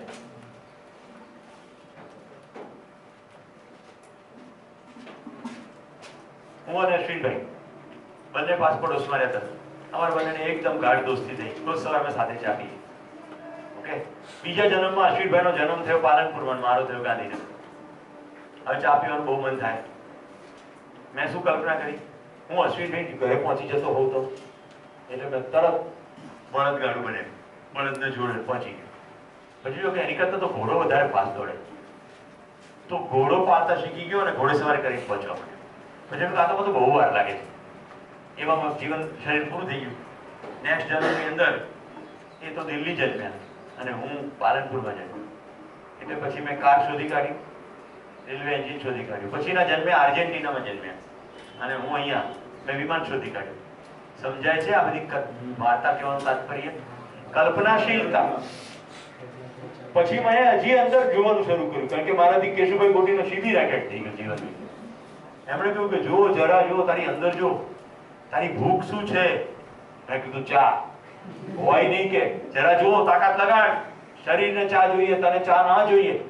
મેં કીધું ઓહ, મને તો સંબંધનું સુખ છે, મને અશ્વિનભાઈ સાથે જે હું સમય ગાળું છું, વાતચીત કરું છું, એનું સુખ છે। વાતચીત કરવાનું સુખ છે ને, એટલે મેં ફોન શોધી કાઢ્યો, ઘર ડાયલ કરું એટલે અશ્વિનભાઈ લાઈન પર આવી ગયા। એકવાર ફોન કર્યો તો એમના મિસિસ કે એ તો ખેતરે ગયા, મેં મોબાઈલ ફોન શોધી કાઢ્યો એટલે ખેતરમાં વાત થઈ। એક દિવસ ખબર પડી ગઈ તો આંદામાન નિકોબાર ગયા, ત્યાં તો લેન્ડલાઈન નથી, મોબાઈલના નેટવર્ક નથી મળતા, એટલે મેં સેટેલાઇટ ફોન શોધી કાઢ્યો કે એવરેસ્ટ ઉપર પહોંચ્યા પછી પણ વાત થાય અને સ્પેસ સ્ટેશનમાં ગયા પછી પણ વાત થાય। મને ખબર પડી કે મારી મૂળ ભૂખ સંબંધની, સમયની, પ્રેમની છે। જો કલ્પનાશીલતાના ફેલાવથી મોબાઈલ શોધી શકાતો હોય તો કલ્પનાશીલતાના ફેલાવથી પૃથ્વી ઉપર સ્વર્ગની કલ્પના કરી શકાય કે નહીં? લગાતાર આપણી કલ્પના શરીર મૂલક સંવેદનાની તૃપ્તિ માટે થઈ છે, સદીઓથી આ જ કરતા। હવે સમય આવી ગયો છે આપણી તમામ કલ્પનાશીલતાની તાકાત લગાડીએ અને સમગ્રતામાં વિચારીએ। પરમ આદરણીય નાગરાજજીએ આ અનુસંધાન જ્યારે કર્યું અને જ્યારે એની સામે આખું અસ્તિત્વ ઉભર્યું ત્યારે એમના મોઢામાંથી આ શબ્દો નીકળ્યા, ભૂમિ સ્વર્ગતામ યાતુ, ભૂમિ સ્વર્ગ હો, મનુષ્યો યાતુ દેવતામ, મનુષ્ય દેવ હો. ધર્મ સફળતા યાતું, ધર્મ સફળ થાવ. નિત્ય યાતું શુભોદય, નિત્ય શુભ થાવ. આ પહેલું નીકળ્યું. પછી એ બોલ્યા છે, સમગ્ર માનવ જાતિના પુણ્યવશ, સદીઓના પ્રયત્નવશ મારા પ્રયત્ન કરતા મને ખૂબ અધિક મળ્યું. રાઈટ, સમૃદ્ધિનો ભાવથી જ શરૂઆત થઈ. તો આ બધું જ સમગ્ર માનવ જાતના કરકમણોમાં જ્યારે બોલ્યા છે પ્રવચન, ત્યારે એમણે કહ્યું છે, માનવ બંધુઓ ભગીનીઓ, તારા ભાઈ બહેન. ભાષામાં જ ભાઈ બહેનથી શરૂઆત થઈ. પરિવાર. અમે બધા સદભાગી છીએ. તમારે પણ એમને મળવાની તક મળી. અમે સદભાગી છીએ કે અમે એમની સાથે ખૂબ કિંમતી સમય કાઢી શક્યા. અત્યારે તમારી સામે જે જીવન વિદ્યા શિબિર સ્વરૂપે આવી રહ્યો છે, એની ઘટના એવી છે, આદરણીય નાગરાજી આ સંશોધન પછી IIT કાનપુર ગયા. ત્યાંના ડીનને મળીને કહ્યું કે સંસારની તમામ સમસ્યાઓનો જવાબ મારી પાસે છે અને હું તમને આપવા આવ્યો છું. એ ડીનને પરમ આશ્ચર્ય થયું કે દેખાવમાં અહમ સ્ટેટમેન્ટ લાગતું હોય એવી વ્યક્તિના ચહેરા ઉપર આટલી પરમ શાંતિ, આટલી પરમ સરળતા કેવી રીતે? આપણી પાસે બધા પ્રોબ્લેમનો સોલ્યુશન. ચહેરો આટલો સરળ નિર્મળ છે. એ વ્યસ્ત હતા એટલે એમણે પ્રોફેસર સત્યાને કહ્યું કે તમે આ ભાઈની સાથે બેસો. એ કહે છે, પ્રોફેસર સત્યાએ એ સાંભળ્યું. પછી એમના મોઢેથી આખું જીવન વિદ્યામાં બધી જ વસ્તુ પ્રસ્તાવો સાંભળ્યા. એમણે જોયું કે નાગરાજજી કોઈ પણ વસ્તુ કન્વિન્સ કરવાની કોશિશ જ નથી કરી રહ્યા. એ કહે છે કે આ પ્રસ્તાવ છે, આ પ્રસ્તાવ છે, આ પ્રસ્તાવ છે. તમારી જાતે સમજવાની ચેષ્ટા કરો. માનવની ગરિમાની વાત કરી છે. પહેલી વાર કોઈ એવું વ્યક્તિ મળી છે જેણે પ્રત્યેક માનવનો સન્માન કર્યું. પ્રોફેસર સત્યાએ બધું જ મળ્યું પછી એનું શિબિરનું સ્વરૂપ આપ્યું અને અત્યારે તમારી સમક્ષ આવી રીતે પેશ થયું. પ્રોફેસર સત્યા પછી ગણેશભાઈ એમની પાસેથી સોમદેવ ત્યાગી અને પછી બધા જ ગૃહસ્થો. આદરણીય નાગરાજી પણ ગૃહસ્થ હતા. આખી જિંદગી શ્રમપૂર્વક ઉત્પાદન કર્યું, ખેડૂત રહ્યા, ખેતી કરી અને ખૂબ લાંબુ આયુષ્ય, 94 વર્ષ જેટલું સ્વસ્થ આયુષ્ય એમણે ભોગવ્યું. અમને હંમેશા એમની ઉપસ્થિતિમાં પિતાનો ભાવ થતો. હું તો અસંખ્ય ભારતમાં કહેવાતા ગ્રેટ લોકોને મળ્યો છું. પહેલી વાર મને એમની ઉપસ્થિતિમાં એવો અનુભવ થયો કે મારા પોતાના ઘરે બેઠો. હું એમનાથી બિલકુલ પ્રભાવિત ના થયો, હું એમનાથી પ્રેરિત થયો. ખબર પડી ગઈ પ્રેરણા અને પ્રભાવ. તમે પદથી, પ્રતિષ્ઠાથી, કપડાથી, ચમકદમકથી, ભાષાથી લોકોને પ્રભાવિત કરી શકો. ખાલી તમારા જીવનથી તમે કોઈકને પ્રેરી શકો. જીવન અહીંયા અર્થમાં આચરણ. તમે બધા એમને આદતથી બાબાજી કહેતા. આજે પણ એમનો ઉલ્લેખ થાય ત્યારે બાબાજી તરીકે થાય. તમે જોયું અત્યાર સુધી મેં એમનો ફોટો બતાવ્યો. એમણે બિલકુલ સ્પષ્ટતા કરી કે ક્યારેય શિબિરનો પ્રસ્તાવ મૂકો તો વ્યક્તિનો મહિમા થવો જોઈએ નહીં. મારો ફોટો, ફૂલ આવું કશું જ કરવું નહીં, કારણ કે એક નહીં તો નવો વાળો શરૂ થઈ જશે. પ્રત્યેક માનવ સમજવા માટે સક્ષમ છે. પ્રત્યેક માનવનો મહિમા છે. તમને રસ હશે તો શિબિરના છેલ્લે દિવસે એમનો અવાજ સંભળાવીશ, ફોટો બતાવીશ. પણ આશય મારો એ છે કે એમનો મૂળ મુદ્દો આ છે. નહીં તો સામાન્ય શિબિરોમાં શું થતું હોય, જે મુખ્ય વ્યક્તિ હોય એનો ફોટો તો લાવે, ગુજરી ગયા હોય તો આરતોરા થાય, રાઈટ? અને એનો બધો મહિમાથી ચાલુ થાય બધી વાતો. એમણે કહ્યું દરેક માણસ માટે આ શક્તિ. મિત્રો, આ જેટલી સ્ત્રી પુરુષ સમાનતા છે, પહેલો મુદ્દો લઈ લઈએ. એનો સોર્સ શું છે? શરીરમાં ડિફરન્સ છે. માનવ તરીકે તો કલ્પના બે કરી શકે છે. ભાઈ હું કલ્પના કરું અને અમિતાની કલ્પના ઓછી હોય એવું બને? અમિતા એક મિનિટ બહાર આવી જાય બેટા. You are wonderful example for me. અમિતાને કાલે કોઈએ શારીરિક રીતે જોઈને એવું કહ્યું કે કયા ધોરણમાં છે બેટા? આ દીકરી કોલેજના ફર્સ્ટ યરમાં છે અને એને IAS થવું છે. સમજાય છે? લક્ષ્યની સ્પષ્ટતા છે. તો શરીર નાનું હોઈ શકે. હવે અમિતાનું જેવું શરીર છે એમાં અમિતાનું શું કોન્ટ્રીબ્યુશન અથવા અમિતાનો શું દોષ? એના માતા પિતાનો જે જીનેટિક મેકઅપ છે એ પ્રમાણે એની હાઈટ છે. પણ હું અમિતાને જોઈને એની તારથી કશું નહીં. એવું એક પણ વાર થયું? મેં એને એના લક્ષ્યમાં મદદરૂપ થવાની ચેષ્ટા કરી. કેમ? કારણ કે શરીર નથી. અમિતા એ શરીર નથી, અમિતા માનવ છે. જેટલું આ ધ્યાન જાય એટલો સંબંધ મીઠો થશે. કારણ કે હવે તમે શરીરથી જોડાતા નથી. હવે તમે માનવનો માનવ સાથે સંબંધ છે. માનવ એટલે સંભાવના છે. સામેવાળી વ્યક્તિ કોઈકનો અન્યાય દૂર કરવા માટે કોઈ પદ પર પહોંચવા માંગે છે તો ધ્યાન આવે છે કે આ સમગ્રતાનો વિચાર થઈ રહ્યો છે, પોતાનો સ્વાર્થનો વિચાર થઈ રહ્યો નથી. કોઈકના જિંદગીમાં પ્રકાશ લાવવા માટે મારે કશું કામ કરવું છે એવું કોઈક વ્યક્ત કરે છે તો ખ્યાલ આવે છે કે આ માનવીય પ્રકાશ છે, આ શરીરનો પ્રકાશ નથી. શરીરની સીમામાં તો હું ખાઈ પી ખુશ રહું, બીજાની મારે શું ચિંતા કરવાની જરૂર? ખરું ને? તો પહેલું સ્ત્રી પુરુષ સંબંધ. હવે ગરીબી અમીરી સંતુલન જોઈએ. તો આપણે શેમાં સુખ જોયું? સુવિધામાં. તો જેની પાસે વધુ સુવિધા એ અમીર, જેની પાસે ઓછી સુવિધા એ ગરીબ. હવે તો ખબર પડી ગઈ ને, સુવિધા ભેગી થાય તોય દુઃખીનો દુઃખી. એટલે બીજું આ સમસ્યાનું મૂળ છે. ત્રીજું પ્રાકૃતિક સંસાધનનું શોષણ. કેમ? એ પેલા બેનું કનેક્શન જ છે. તો છોકરી પરણાવવા માટે માતા પિતા જયારે એમ જોવે કે ખાધે પીધે દુખીને પરણાવવું છે તો જેને ઘરે ખાવા પીવાનું મબલક હોય ત્યાં પરણાવે. એટલે પેલો મબલક કરવા માટે શું કરે? પ્રકૃતિનું શોષણ કરે કે ના કરે? માણસોનું પણ શોષણ કરે, દુર્વ્યય થાય અને છેલ્લે પ્રદૂષણ અને પ્રાકૃતિક આપદાઓ. તો મૂળની અંદર આ એક માન્યતા છે. ચલો કાલ સાથે કનેક્ટ કરો. માનવું અને જાણવું બે અલગ છે. જ્યાં સુધી આપણે પોતાને શરીર માનીએ છીએ ત્યાં સુધી આ બબાલ રહેવાની. જ્યારે આપણે આપણી જાતને જીવન તરીકે જાણીશું, માનીશું નહીં, જાણીશું. અને એના માટે હું કહું છું એટલે નહીં, તમારે અંદર જોવું પડશે. જો જરા જો, પોતાને જ જો.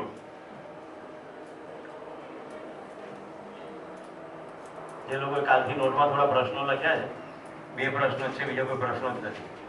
શું કામ જીવવું, કેવી રીતે જીવવું છે, આની સિવાય લગાવો તાકાત. બે જ પ્રશ્નો છે. કેટલું સિમ્પલ છે.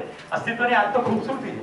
આપણે એમ કે પહોંચી ના હોય એટલો પ્રોબ્લેમ છે જ નહીં. બે જ પ્રોબ્લેમ છે. શું કામ જીવવું, purpose to live, and how, પદ્ધતિ ટુ લીવ. શું કામ જીવવું એટલે વિવેક, કેવી રીતે જીવવું એટલે વિજ્ઞાન. શું કામ જીવવું એટલે વિવેક. What is the purpose of life? વિવેક. હવે જીવવું એટલે ઉત્સવપૂર્વક, પ્રસન્નતાપૂર્વક. તો 1-1 કલાક જીવવું. તો આ 1 કલાકની અંદર વિવેકપૂર્વક જીવવું. હું શું કામ આ કામ કરું છું?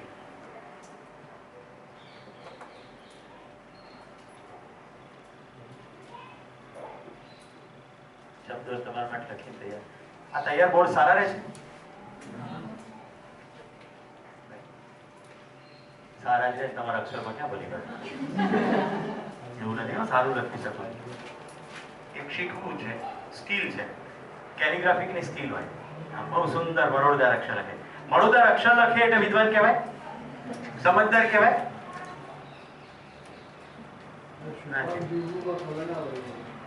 Purpose of life. શું કામ જીવે છે? તો કે મરી નથી ગયું એટલે જીવું છું.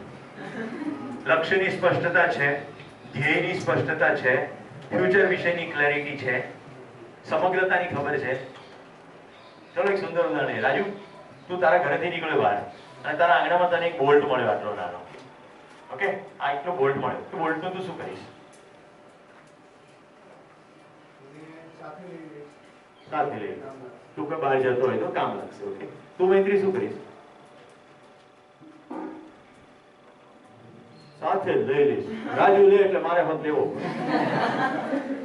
તું જો ભાઈ હું કેટલાકને નામથી બોલાવું છું એનું માત્ર કારણ એટલું જ છે કે હું એમને નામથી ઓળખું છું. ઓકે, મારો તો સમગ્ર પ્રયત્ન મારી પોતાની જાતને જ જાણવાનો ચાલી રહ્યો. એટલે હું જેને નામ નથી જાણતો એને નામથી ન બોલાવી શકું. એ મારા વિદ્યાર્થીઓ છે એટલે. બાકી કોઈ સ્પેશિયલ ફેવર કોઈના માટે થઈ રહી નથી. એવું જરાય મનમાં માનીને ના ચાલતા કે ઘડીએ ઘડીએ આનું નામ કેમ લે છે, કારણ કે એનું નામ ખબર છે.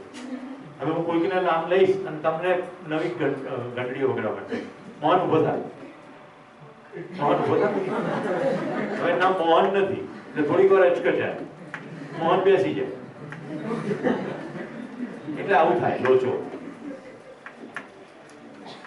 તું શું કરીશ? યશ શ્રીબડિયા. ત્યાં શું કામ જોવે છે? મેં તને યશ શ્રીબડિયા કીધું. તારું નામ થોડું યશ શ્રીબડિયા છે. યશ શ્રીબડિયા તો શરીરનું નામ છે. તું તો માનવ છે. અભિભલા અભિભવ. તું પ્રાંશુ છે મને ખબર છે ભાઈ, પણ તું પ્રાંશુ નથી. પ્રાંશુ તો આ શરીરને આપવામાં આવેલો એક ટેગ છે. ખાલી 100 રૂપિયાનું એફિડેવિટ કરો ને એટલે પ્રાંશુમાંથી 500 થઈ જાય અથવા 500 થઈ જાય. કેમ્પસમાં આવા શબ્દો જો મળે, ચાપકા જેવો છે. એટલે આ ચપ્પુની વાત છે, પદાર્થ અવસ્થાની વાત થઈ છે, માણસની વાત થઈ.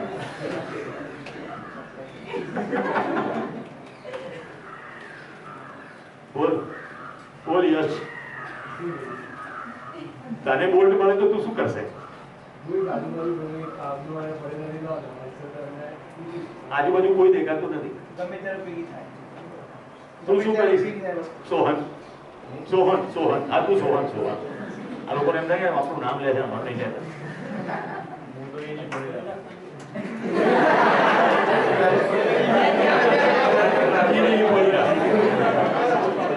આ બહાર આવ્યો છે, એક વર્ષનો માંડવો. બોલ તો શું કરીશ?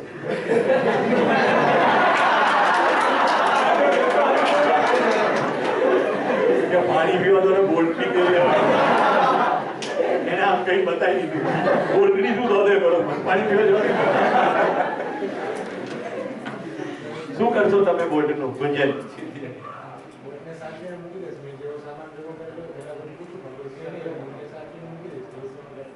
બરોબર.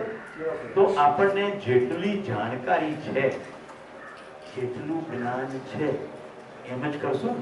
હવે જોજો મજાની વાત, તમને બોલ્ટ મળ્યો અને તમને એવી જાણકારી છે કે હમણાં તમારા પિતા જે મોટરસાયકલ લઈને ગયા એની એક્સલનો બોલ્ટ આ નીકળી ગયો છે, તો તમે શું કરશો?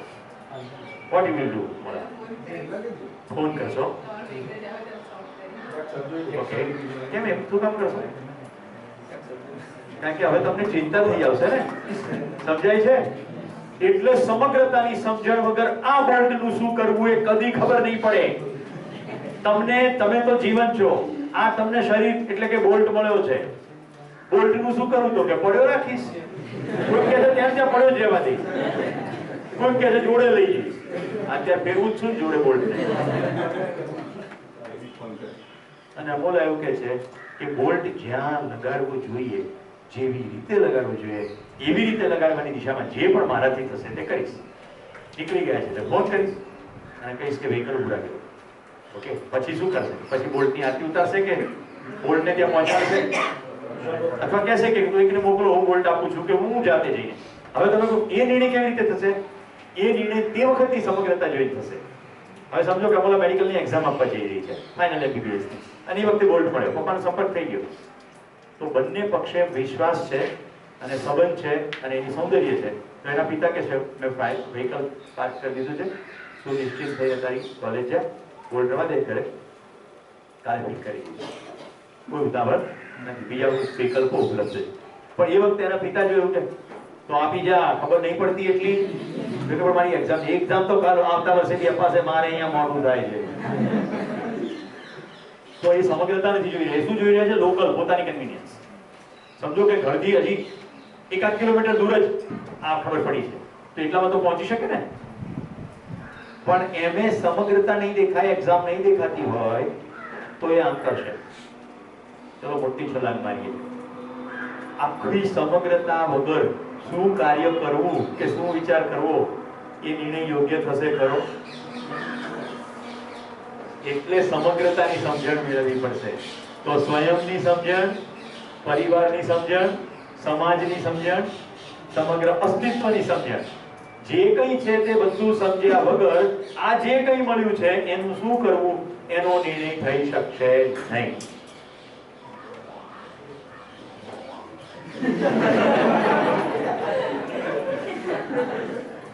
પાણી લેવા ગયો તો અને કેમેરા લઈને પાછો. હું માનું છું આ વિવેક સમજાયો ભાઈ?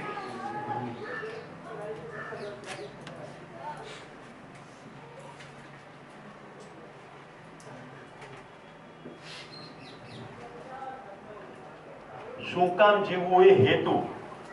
સમગ્રતાના હેતુને જાણ્યા વગર પોતાનો હેતુ નિશ્ચિત થઈ શકશે નહીં. આ આખું અસ્તિત્વ કઈ દિશામાં આગળ જઈ રહ્યું, સમગ્ર અસ્તિત્વમાં કઈ વ્યવસ્થા છે, જોઈશું આપણે સમગ્ર અસ્તિત્વ, કારણ કે માણસ તો સંતુલિત નથી, છતાં અસ્તિત્વનો તો ભાગ છે. તો સમગ્ર અસ્તિત્વ કઈ દિશામાં ધકી રહ્યું છે, શું થઈ રહ્યું છે. ફોર એક્ઝામ્પલ, તમારી સામેથી ટ્રેન જઈ રહી અને તમને ખબર છે કે આ ટ્રેન મુંબઈની દિશામાં જઈ રહી. આ પાટા ઉપરથી જતી તમામ ટ્રેનો મુંબઈની દિશામાં જ જાય છે. તો જે દિવસે તમને મુંબઈ જવાનો વિચાર આવશે ત્યારે તમે એ ટ્રેન કેચ કરશો. ક્લિયર? કારણ કે તમને લોકલ આખું દેખાય. પછી તમને એવી ખબર પડે કે મુંબઈ જતી બધી જ ટ્રેનો જેટલા પેસેન્જર મુંબઈથી ઉતરે છે બધાને જેલમાં ભેગા કરી દેવાના, જેલમાં પૂરી દે. તો તમારે જવું છે મુંબઈ, પણ તમારે જેલમાં જવું નથી. એટલે તમે શું કરશો? મુંબઈ આવતા પહેલા દાહોદ ઉતરી જશો. વાપી કે નવસારી જે લાગુ પડતું હોય, બોરીવલી કોઈ બી સ્ટેશન ઉતરી જશો, કારણ કે તમને ખબર સેન્ટ્રલ પહોંચ્યા પછી તો પકડી લે. તો આખું અસ્તિત્વ કઈ દિશામાં જઈ રહ્યું છે, મારે એમાં જવું કે કેમ, એની નિર્ણય પછી થશે. એક તો સમગ્રતાનો હું શું હિસ્સો છું એ ખબર પડવી જોઈએ, અને સમગ્રતા કઈ દિશામાં છે. ચલો, હું મારા ઘરમાં બેઠો છું, ઘરની નાનકડી, જેને સમગ્રતા ના કહેવાય પણ ટેમ્પરરી નેનો સમગ્રતા લઈએ. ઓકે, નેનો સમગ્રતા. હું ઘરમાં બેઠો છું, ઘર વાઇબ્રેટ થઈ ગયું, એટલે શું ખબર પડશે? ભૂકંપ આગળ. હવે મેં બહુ પ્રેમથી એની દિવાલો બનાવી, સારામાં સારો એશિયન ડિસ્ટેમ્પર ફલાણો લગાડ્યો, એની ઉપર બધા પેઇન્ટિંગ લગાડ્યા છે. તમે મને કહેજો, એ દિવાલ ઉપર મોનાલિસાનું પેરિસના ફ્રાન્સના મ્યુઝિયમમાંથી 1.5 કરોડ રૂપિયા આપીને ખરીદેલું પોસ્ટર લાગેલું છે, અને આ દિવાલ મારી સામે હલી રહી છે. તો હું એ પોસ્ટર બચાવવાની કોશિશ કરીશ કે શક્ય એટલો ઝડપથી ઘરની બહાર નીકળી જઈશ? કેમ? કારણ કે એ નાનકડી સમગ્રતાની ખબર પડી ગઈ કે આ પડવા જઈ રહ્યું છે અને મારે સાથે સાથે પડી જવું નથી. હવે ઘર સ્થિર છે એટલે હું શું કરીશ? મારે ઘરે પ્રાંશુ મહેમાન તરીકે આવશે. હે પ્રાંશુ, મોનાલિસા ફ્રાન્સથી લાવ. મારી જેવો હોય તો મજાકમાં કહે કે એ જે છે ત્યાં રહેશે, એ હસશે નહીં, એ રોશે નહીં, એ તારી જોડે વાતો કરશે પણ નહીં.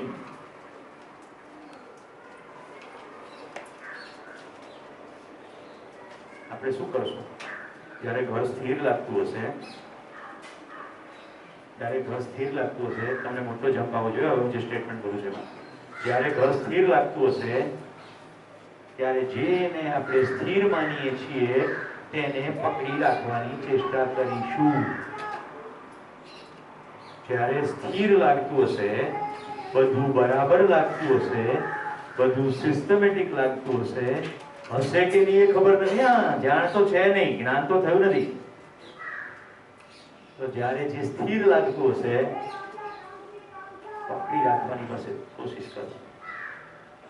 પણ અસ્તિત્વમાં કશું સ્થિર નથી, બધું જ ગતિશીલ છે. Everything is in movement. બધું જ મૂવમેન્ટમાં. આ નોટ પણ સ્થિર નથી,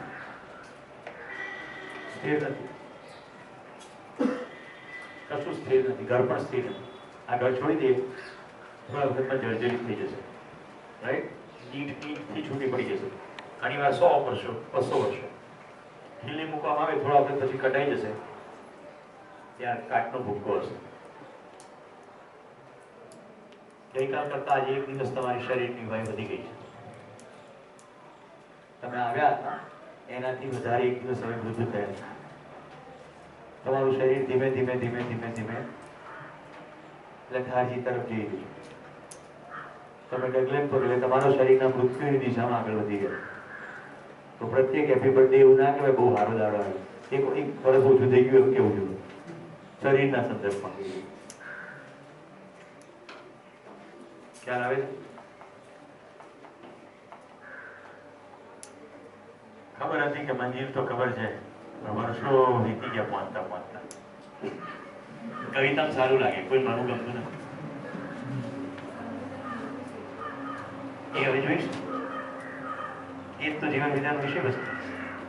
એના માટે કોઈ હેતુ જણાવશે નહીં. તમારી અંદર એ તાકાત છે કે તમે સમગ્રતાનો હેતુ જાણી શકો. રાઈટ? અને એ આપણે જોઈશું. તો આ સમગ્રતાનો હેતુમાંથી પોતાનો હેતુ નક્કી થશે. સમગ્રતામાં બાઇક છે, બાઇકની અંદર એક્સલ છે, એનો હેતુ પૈડાને સિસ્ટમેટિક ચલાવવાનો છે. એમાં એ ખબર પડી જાય તો પછી આ બોલ્ટનો હેતુ શું છે એ ખબર પડી જાય. એટલું તો ક્લિયર થાય છે ને? તો સમગ્રતાનો હેતુ સમજવો પડશે. પછી છે બીજો વાક્ય કેવી રીતે જીવવું.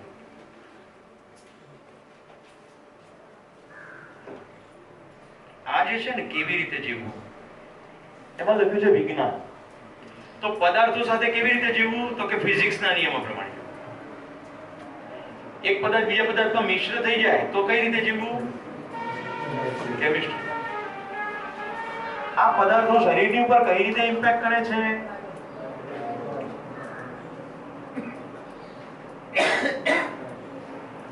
આ બધા પદાર્થો ખાલી પૃથ્વી ઉપર જ છે, બહાર બી છે?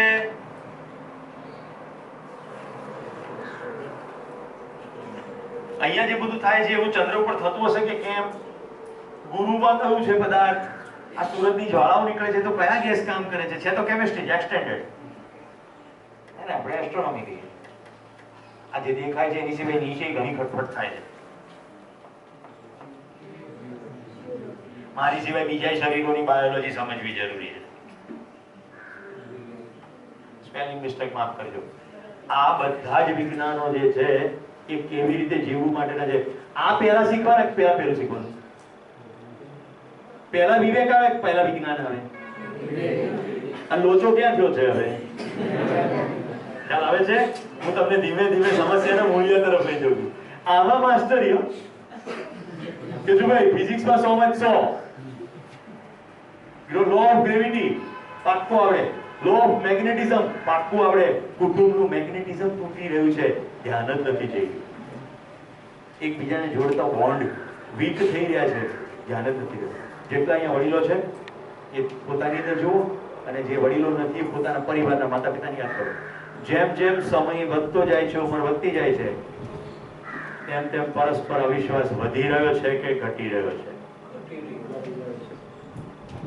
સંબંધ મજબૂત થઈ રહ્યા છે કે વીક થઈ રહ્યા છે? ઉંમર વધતાની સાથે ફરિયાદો વધી રહી છે કે ઘટી રહી છે? બધા એવું કે બાળપણ કેટલું સરસ હતું, તો એ શું બતાવે છે કે જેમ જેમ મોટા થયા તેમ તેમ પ્રોબ્લેમ વધ્યા છે, ઘટ્યા નથી. હમણાં તો એ બધું વોટ્સએપમાં બહુ ચાલે છે, કાશ એકવાર ફરી હું બાળક થઈ જાઉં. યસ, પોસિબલ છે. જીવન વિજ્ઞાનનો જવાબ છે શરીરના હાથથી બાળક ના થવાય. એકચ્યુઅલી શરીરની વય વધે છે, આપણી કોઈ વય વધતી નથી. પણ હજી હમણાં કેવું બહુ મુશ્કેલ છે. હમણાં તમને બહુ પ્રી મેચ્યોર છે. કેટલાને એવું ધ્યાન જાય છે કે પહેલું શીખવું પહેલા જરૂરી છે? Okay, very good. તો અત્યારે શિક્ષણની જે મોટી સમસ્યા થઈ છે એ સહી છે કે મને છોડીને બહારનું ઓબ્જેક્ટિવ અધ્યયન બહુ થાય છે, પણ મારું પોતાનું ઓબ્જેક્ટિવ અધ્યયન નથી થતું. ઓબ્જેક્ટિવ અધ્યયન સમજાય ને? ઓબ્જેક્ટિવ અધ્યયન એટલે આ પેન છે, આ પેનનો સમગ્રતાથી હું અભ્યાસ કરું, કોઈ બાયસ થયા વગર, એટલે હું ઓબ્જેક્ટિવ અધ્યયન કહેવાય. એવી રીતે મારો અભ્યાસ કરું. પણ આપણે પોતાના અભ્યાસમાં આપણે સબ્જેક્ટિવ અધ્યયન કરીએ. કૂતરાનો અભ્યાસ કરીને પછી કહીએ અચ્છા માણસને બી લાવતો પડે. એટલે અમારે અદિતિબેન 5મા ધોરણમાં ભણતા હતા ને ત્યારે એમના શિક્ષકે કીધું મનુષ્ય એક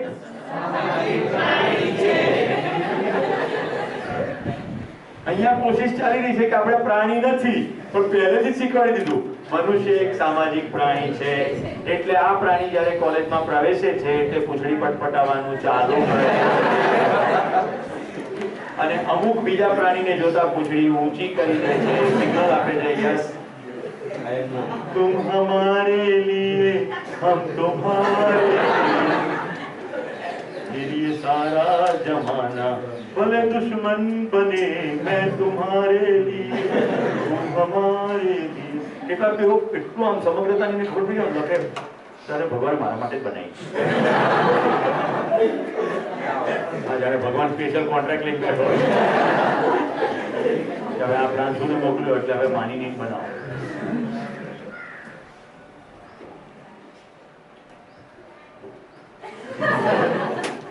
જે મેં ના કીધું એમ થઈ ગયું. એને કહેવાય જાણવું. જે અંદર પ્રકાશ થવા માંડ્યો. વાત તો બરોબર છે, રાઈટ?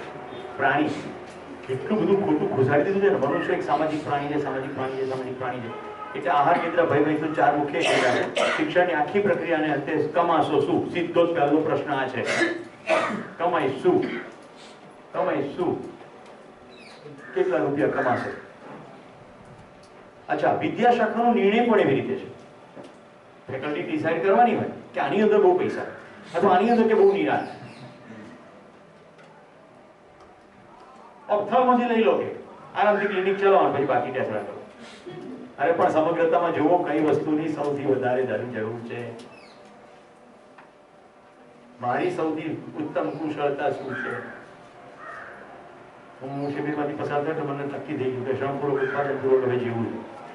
રાઈટ? પછી મેં મારા જે શિક્ષકો પ્રબોધકો તે બધાની સાથે બેસવાનું શરૂ કર્યું. मैंने एक सटीक क्वेश्चन पूछा हमारे, क्या इस उम्र में पावड़ा चलाओगे? तुम वो कर सकते हो, लेकिन क्या लगता है तुम्हें तुम्हारी उपयोगिता क्या है? મને લાગ્યું હું શિક્ષક છું, મારી આ જે સ્કિલ છે એ મારી શ્રેષ્ઠતમ ઉપયોગિતા. તમને શું લાગે છે હું એક કોઈ ખેતરમાં જઈને મારો ઘઉં ચોખા ઉગાડી લઉં અને પાછી હવે પછીની જિંદગી મારું અનાજથી મારું પેટ ભરી લઉં, પૃથ્વી સાથે કોઈ અપરાધ ના કરું, કશું પ્રદૂષણ ના કરું અને સરળતાથી જીવું, એ બરાબર કે અત્યારે શિક્ષક તરીકે અસંખ્યના જીવનને અંદર સચ્ચાઈનું જ્ઞાન પ્રસાવ, એ બરાબર? એટલે સમગ્રતાનો વિચાર કરવો પડે. મારી કુશળતા સમગ્રતાના અર્થમાં શ્રેષ્ઠતમ હું કઈ રીતે લગાવું? આપણે AK-47 હોઈએ જેનાથી ડાયનોસોરને મારી શકાય, પણ આપણે મચ્છર મારવાનો ટાર્ગેટ લઈને કામ કરતા હોઈએ. હવે વિચાર કરો શું તૃપ્તિ થાય ખરી? એક સુંદર વાક્ય તમે બધા પોતાની ડાયરીમાં લખો. હું ક્યારેય શિબિરમાં કહેતો નથી, પણ તમારા માટે બહુ જરૂરી છે. ત્યારે હું નોટમાં કોઈ સૂત્ર લખવાનું કહેતો નથી, પણ આ સૂત્ર લખવાનું કહું. મનુષ્ય અપને મહત્વ કો, આવા સૂત્ર છે ને વચ્ચે ન લખાય, મૈત્રી ભણવું પવિત્ર જણવું ટોપમાં લખાય, ધ્યાન ખેંચે એવું. ડાયરી હોય પહેલે પણ એમ લખાય. મનુષ્ય અપને મહત્વ કો जानकर और जीकर ही तृप्त होता है.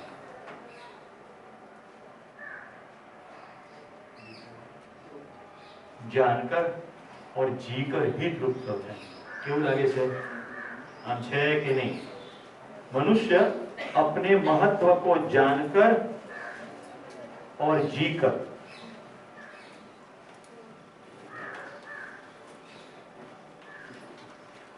तृप्त होता है.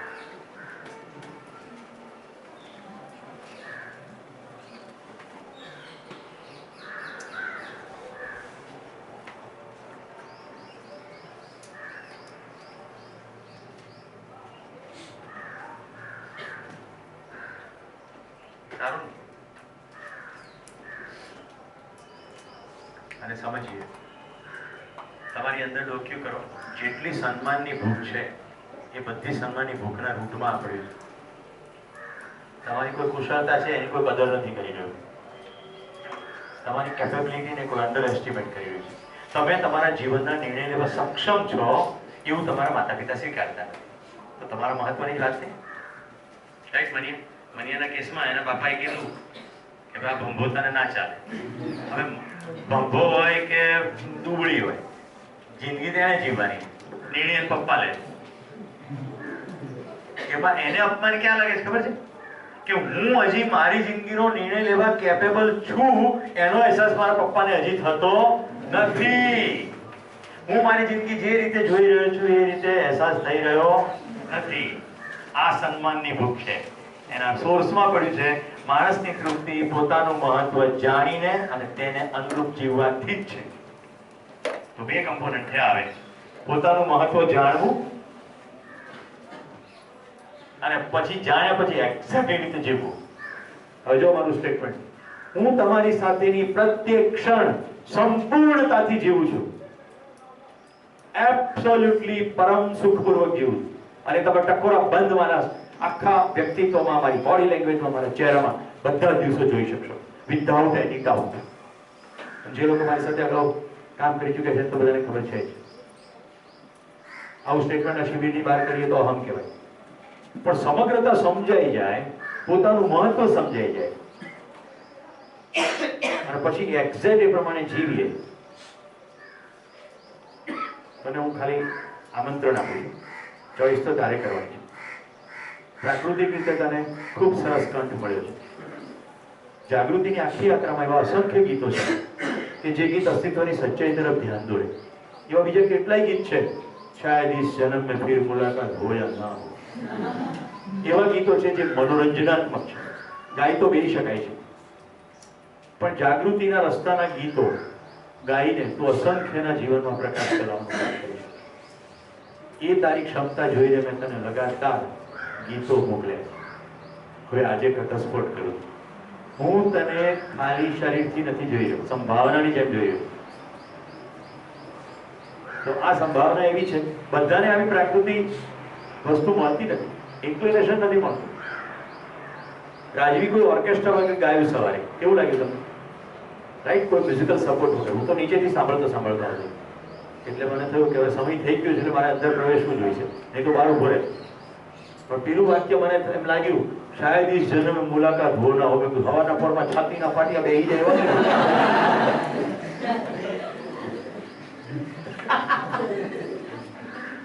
मिलेंगे मिलेंगे इस जन्म में मिलेंगे. मनुष्य अपने महत्व को जानकर और जीकर ही तृप्त होता है. तो હવે શું કરવું પડશે? પોતાનું મહત્વ સમજવું પડશે. અત્યારે આપણે મહત્વ કોને કહીએ ખબર છે? Degree, skill. જેમ કે ગાવું એક સ્કિલ છે, ડિગ્રી કંઈક એક્વાયર કરેલું સર્ટિફિકેટ છે. એ માત્ર આઈધર સ્કિલ છે અથવા કહેવાતી માહિતીઓ છે, હજી જ્ઞાન નથી. એક્ઝેક્ટ એ પ્રમાણે જીવવું તો જ. જેમ કે ડોક્ટર હોય તો આપણે બે ડોક્ટરને પૂછીએ, રિદ્ધિબેન, ડોક્ટર ક્લિનિકના સમયે ડોક્ટર કે 24 કલાક ડોક્ટર? ડોક્ટર 24 કલાક ડોક્ટર હોય. ક્લિનિકના સમયે તો ખાલી સ્કિલનું એક્સપ્રેશન હોય. તમે ડોક્ટર મટી જતા નથી. ક્લિનિક બંધ થઈ ગયું છે, પણ પડોશમાં કોઈ બેહોશ થઈ ગયું છે, તો તમે એમ કહેશો ક્લિનિક બંધ છે?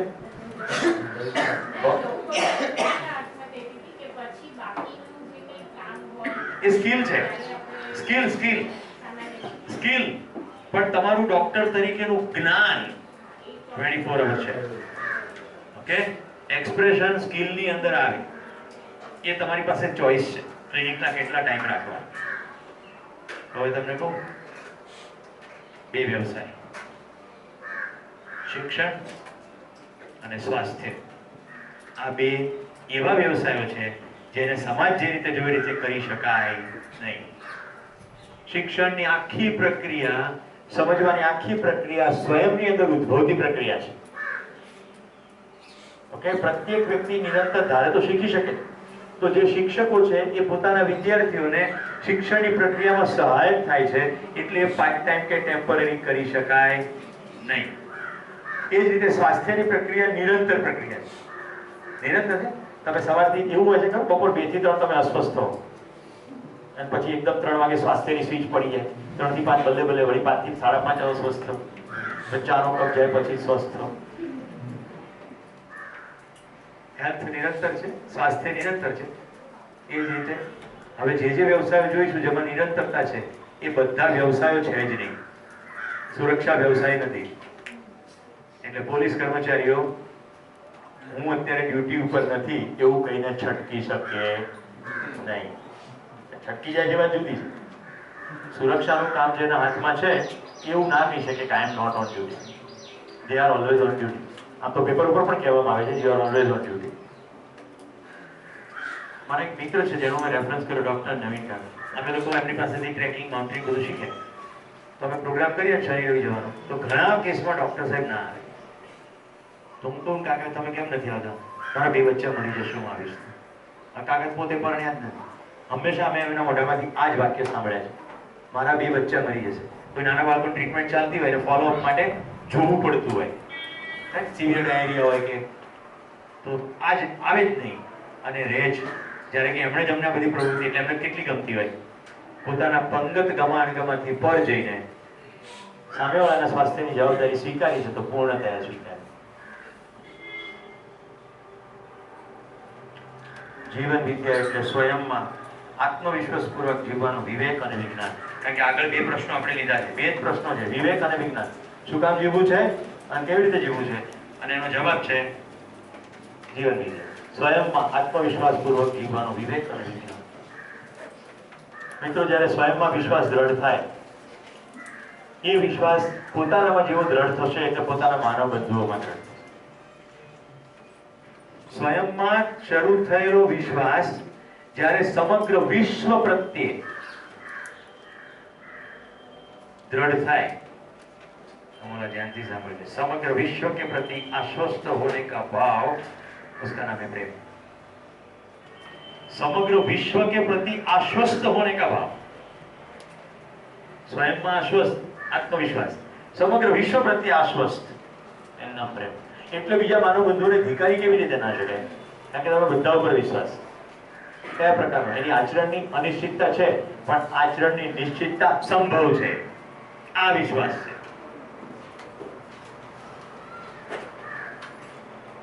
ક્યારે આવે? ક્યારે આવે? વાંચો, અમલા વાંચો પહેલું સ્ટેટમેન્ટ। વ્યવસ્થા છે તે સમજાય એટલે કે સમજદારીપૂર્વક જીવે। નિર્જા, બીજું વાંચો। આપણે વ્યવસ્થિત રીતે જીવી શકીએ છીએ એ ભાન થાય એટલે કે જવાબદારીપૂર્વક જીવે। અમૃત વાંચો।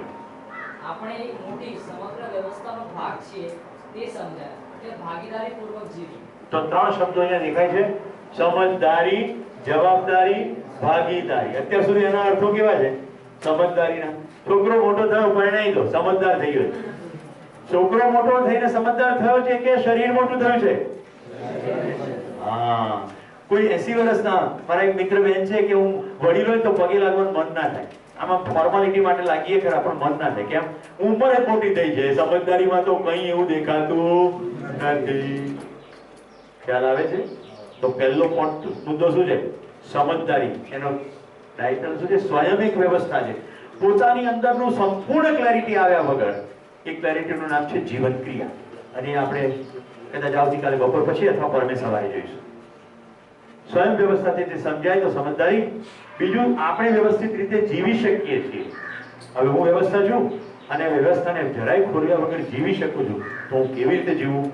એનું નામ જવાબદારી। અને આપણે એક મોટી વ્યવસ્થાનો ભાગ છીએ, તો હું જે જવાબદારી લઈને બેઠો છું એ માત્ર એટલી દેખાતી એટલી નથી, બલકે આખા સમગ્રતાના સંદર્ભમાં છે। એ રીતે મારી જવાબદારીનું વહન કરવાનું છે, એટલે ભાગીદારી।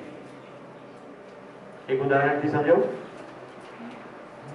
સમજદારી, જવાબદારી, ભાગીદારી। એક હોસ્પિટલની કલ્પના કરો, એની અંદર ઢગલાબંધ ડોક્ટર કામ કરતા હોય, 26મી જાન્યુઆરીની રજા છે અને હોસ્પિટલની અંદર એક કેઝ્યુઅલિટી, એકદમ કોઈ પેશન્ટ આવ્યું, ચીફ ડોક્ટરને ખબર પડી એટલે એને જે તે કન્સર્ન ડોક્ટરને કહ્યું કે તું જા। ઓકે, સૌથી પહેલા તો તમામ ડોક્ટરોને એવી સમજદારી હોવી જોઈએ કે મેડિસિન કેવી રીતે એપ્લાય થાય, પેશન્ટને કેવી રીતે ટ્રીટમેન્ટ થાય। ચીફ ડોક્ટર છે, એની જવાબદારી છે કે આની ટ્રીટમેન્ટ થાય, એટલે જુનિયર ડોક્ટરને જે તે કન્સર્ન ડોક્ટરને કહે, એટલે એને પોતાની જવાબદારી નિભાવી। પેલો ડોક્ટર કહે છે કે મારાથી જઈ શકાશે નહીં કારણ કે હું અત્યારે 300 કિલોમીટર દૂર બેઠો છું, તો એ વખતે જો ચીફ ડોક્ટર પોતે દોડી જાય તો એને કહેવાય ભાગીદાર। એની જવાબદારી તો છે જ, પણ હવે એ સમગ્રતા જોવે છે કે સમગ્ર હોસ્પિટલ, એની અંદર એક પેશન્ટ કોઈ રીતે ટ્રીટ થવો જોઈએ। આમિર ખાનની એક પિક્ચર આવી હતી, એમાં એક બેનની ડિલિવરી કરાવવાનો સમય થાય છે અને કોઈ રીતે મેડિકલ સપોર્ટ ઉપલબ્ધ નથી, તો વેક્યુમ પંપની મદદ લઈને ફોર્સ ડિલિવરી કરાવે છે। એ છે ભાગીદારી। પૂર્ણ સમજદારી તો ના કહેવાય, પણ એક ગ્રોસ ઉદાહરણ આપું છું। સમગ્રતામાં જોયા વગર ભાગીદારીની ખબર પડશે નહીં, સમગ્રતામાં જોયા વગર જવાબદારીની પણ ખબર પડશે નહીં। એટલે સમગ્રતામાં જોશો એટલે સમજદારી તો આવશે, પણ જવાબદારી ને ભાગીદારીનું ભાન આવશે। આનાથી નીચે કોઈ જવાબદારી રીતે વર્તી શકે નહીં। આપણે ઘરની ભાષા કેવી? જવાબદારી રીતે વર્ત, તું સૌ બે જવાબદાર છે। કેટલાને જવાબ ગણીએ? જે સવારથી સાંજ સુધી કરીએ એટલાને જ જવાબ ગણીએ, એનાથી બહાર કશું હોય એવું માનતા જ નથી। આજે ખબર છે તમને કયો દિવસ છે? આજે એક સ્પેશિયલ દિવસ છે, વિશ્વ મતદાન દિવસ। હવે મને તમે કહો, આપણે લોકશાહી દેશમાં જીવતા હોઈએ તો પ્રત્યેકે વોટ આપવો જોઈએ? યસ ઓર નો? એને સમજદારી કહેવાય, કારણ કે આપણે ચૂંટવાના છે પ્રતિનિધિ, તો બધાએ પોતાનો મત આપવો પડે, પ્રત્યેકે આપવો પડે। સમજદારી। 10 થી 5 મતદાનનો સમય છે, આપણે 7:30 સાંજે મતદાન મથકે પહોંચીએ તો આપણે બે જવાબદાર કહેવાય। સમજદાર તો છીએ, પણ મતદાનનો સમય તો પતી ગયો, તો મતદાનમાં પહોંચી જઈએ સમયસર, એને કહેવાય જવાબદારી। હવે આપણી બાજુમાં રાજવી બેન રહેતા હોય, ના ના તો કંટાળો આવે, એટલે આપણે કહીએ ના એવું નહીં કરવાનું, પ્રત્યેક મત મહત્વનો છે. અને રાજીવભાઈ કે એક મતથી શું ફેર પડે? કે ભાઈ બહુ ફેર પડે. એને ગમે તેમ કરીને કન્વિન્સ કરવાની ચેષ્ટા કરીએ અને સરવાળે એની પાસે મતદાન કરાવીએ, જ્યારે કે આપણે તો મતદાન કરી ચૂક્યા છીએ, તો એને શું કહેવાય? આવતીકાલે પ્રજાસત્તાક દિવસ છે. કાલે 7:30 વાગે ધ્વજવંદન આ સંસ્થામાં થશે. સંસ્થાના વડીલોની અપેક્ષા એવી છે કે મારા હાથે ધ્વજવંદન થાય. મારી અપેક્ષા એવી છે કે આપણે બધા ભેગા મળી ધ્વજવંદન કરીએ. એટલે દોરી ભલે હું ખેંચતો હોઉં, પણ આખો શિબિર, બધા શિબિરાર્થીઓ ધ્વજવંદન સમયે હાજર રહે એવી અપેક્ષા છે. બધાને અનુકૂળ છે? 7:30 મોર્નિંગ આપણો 8:30 ક્લાસ છે. ત્યાર પછી અહીંયા બાળકોના ફંક્શન છે, એમના નાના નીકળી રમતો કેવું છે, પણ મોટું 15 ઓગસ્ટનું જે મોટું વિગતવાર ફંક્શન હોય એવું ફંક્શન નથી. તો 7:30 માટે આપણે 7:20-25 ગ્રાઉન્ડની અંદર બધા એસેમ્બલ થઈ જઈએ. બીજી કઈ સૂચના હશે તો અનિલભાઈ પહોંચીને હું તમને બપોર પછી કહું છું. મિત્રો, અત્યારે 12:05 થઈ છે. કાલે ઘોષણા કરી તેમ આપણી પાસે 2.5 કલાકનો બ્રેક છે.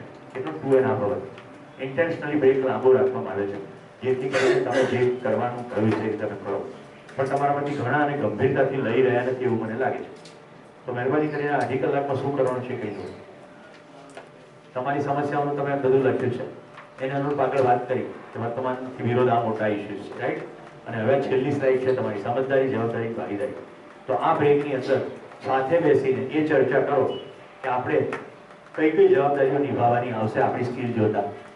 અત્યારે જેટલી સમગ્રતાની ખબર પડે છે એ રીતે આપણે શું ભાગીદારી કરવી જોઈએ. કમસે કમ આ શિબિરની ભાગીદારી તો એટલી જ છે કે તમને 2 ને 25 અહીંયા બેઠેલા હો, પણ સમગ્ર લાઈફના સંદર્ભમાં, જિંદગીના સંદર્ભમાં તમારી કુશળતાઓની અંદર ડોક્યુ કરો. જેમ મેં રાજવીનું ઉદાહરણ આપ્યું છે એમ દરેક પોતાની અંદર જુઓ. જેટલું પણ તમને નાગરિકતાની સમજણ પડે છે, દેશની ખબર પડે છે, એના સંદર્ભમાં જુઓ. આવતીકાલે પ્રજાસત્તાક દિવસ છે, આપણા હાથમાં સત્તા છે. આ રાષ્ટ્રને સરસ બનાવવા આપણે શું કરવું જોઈએ એની પર ચિંતન કરો, લખો અને પછી સાથે બેસીને ડિસ્કસ કરો. નંબર 2, જે જીવન વિદ્યાનું લક્ષ્ય છે, સમગ્ર પૃથ્વી પર સ્વર્ગ સ્થપાય. એવું નહીં કે 15 નંબરનું બારણું ખોલો તો ત્યાં મોહનથાળનો ઢગલો પડ્યો. સ્વર્ગ મેં તમને કલ્પના કરાવી દીધી છે ને. પરિવારની અંદર પ્રત્યેક વ્યક્તિ સમાધાનિક હોય, સમાજમાં સુરક્ષા હોય અને પ્રકૃતિમાં સંતુલન હોય. એવું થાય. Are you getting the question? પ્રશ્ન સમજાય છે? એવું થાય એના માટે મારી શું જવાબદારી અને ભાગીદારી છે? મિત્રો, સમજદારીનો કમ્પોનન્ટ હું ચલાવીશ 3 દિવસ, એ મારી પર છોડી દો. અત્યારે જેટલી 2 દિવસમાં સમજણ પડી એના આધારે તમારી જવાબદારી અને ભાગીદારીનું ચિંતન કરીને આવજો. ક્લિયર? તો આવી રીતે બ્રેકને એન્જોય કરશું. પહેલા ભોજન માટે જઈશું જેથી રસોડું ફ્રી થઈ જાય. ત્યાર પછી જરૂર પડે તો 15-20 મિનિટ આરામ કરશો અને પછી બધા ભેગા બેસશો. ગોષ્ઠી માટે ગમે ત્યાં બેસી શકાય છે. સંસ્થાના નિયમોની મર્યાદામાં રહીને તમે બધા બેસજો અને આ રૂમમાં પણ બેસી શકાય છે જો ખુલ્લો હોય તો. આ રૂમ ખુલ્લો રાખી શકાય કોટી છે? હા. તો અહીંયા પણ બેસી શકાય છે. તો અહીંયા પણ બેસો, પણ અહીંયા બધા જ બેસે તો ગોષ્ઠી ના થાય, ખાલી ઘોંઘાટ જ થાય. તો ખૂબ સરસ વૃક્ષો છે, સરસ મજાનો હળવો તડકો અને ઠંડક બધું છે. આ પ્રાકૃતિક સ્થળનો મહત્તમ લાભ લો. ઘણા બધા લોકો મને અંગત રીતે કહી ગયા કે એટલી સરસ જગ્યા છે, તો આટલી સરસ ઓલરેડી વ્યવસ્થા છે જ, તો એને પૂરેપૂરો આહલાદ લઈ શકો. જે ધ્યાનની જગ્યાઓ છે ત્યાં ધ્યાનમાં કે શાંતિમાં બેસવાનું છે, ત્યાં ગોષ્ઠી નહીં કરીએ. જેમ કે મહર્ષિ અરવિંદની જ્યાં રેલિક્સ રાખવામાં આવે છે, સમાધિની જગ્યાઓ, ત્યાં મૌન કે શાંતમાં બેસવાનું છે, ત્યાં વાતો નહીં કરવી. પણ બીજી બધી જગ્યાએ બેસી શકો છો. 10 થી વધુ માત્રામાં બેસશો તો ગોષ્ઠી નહીં થાય. અને તમને જે રૂમ એલોટ કરવામાં આવ્યો છે એમાં પણ બેસી શકો. Your choice. હું આવી અપેક્ષા રાખું છું 2 ને 25 તમે આવશો ત્યારે તમારી પાસે થોડીક કાર્યોની સ્પષ્ટતા હશે કે આ પૃથ્વી પર સ્વર્ગ ઊભું થાય એના માટે મને આવું કરવું યોગ્ય લાગે છે. પછી આપણે જેમ જેમ આગળ પ્રસ્તાવ આવતો જશે એની રોશનીમાં તમે તપાસશો કે આ બોલ્ટનો શું ઉપયોગ છે, આ બોલ્ટનો શું ઉપયોગ છે, અહીંયા કેટલાક બોલ્ટ છે એનો શું ઉપયોગ છે. ધન્યવાદ. નમસ્કાર. ફિર મિલેંગે.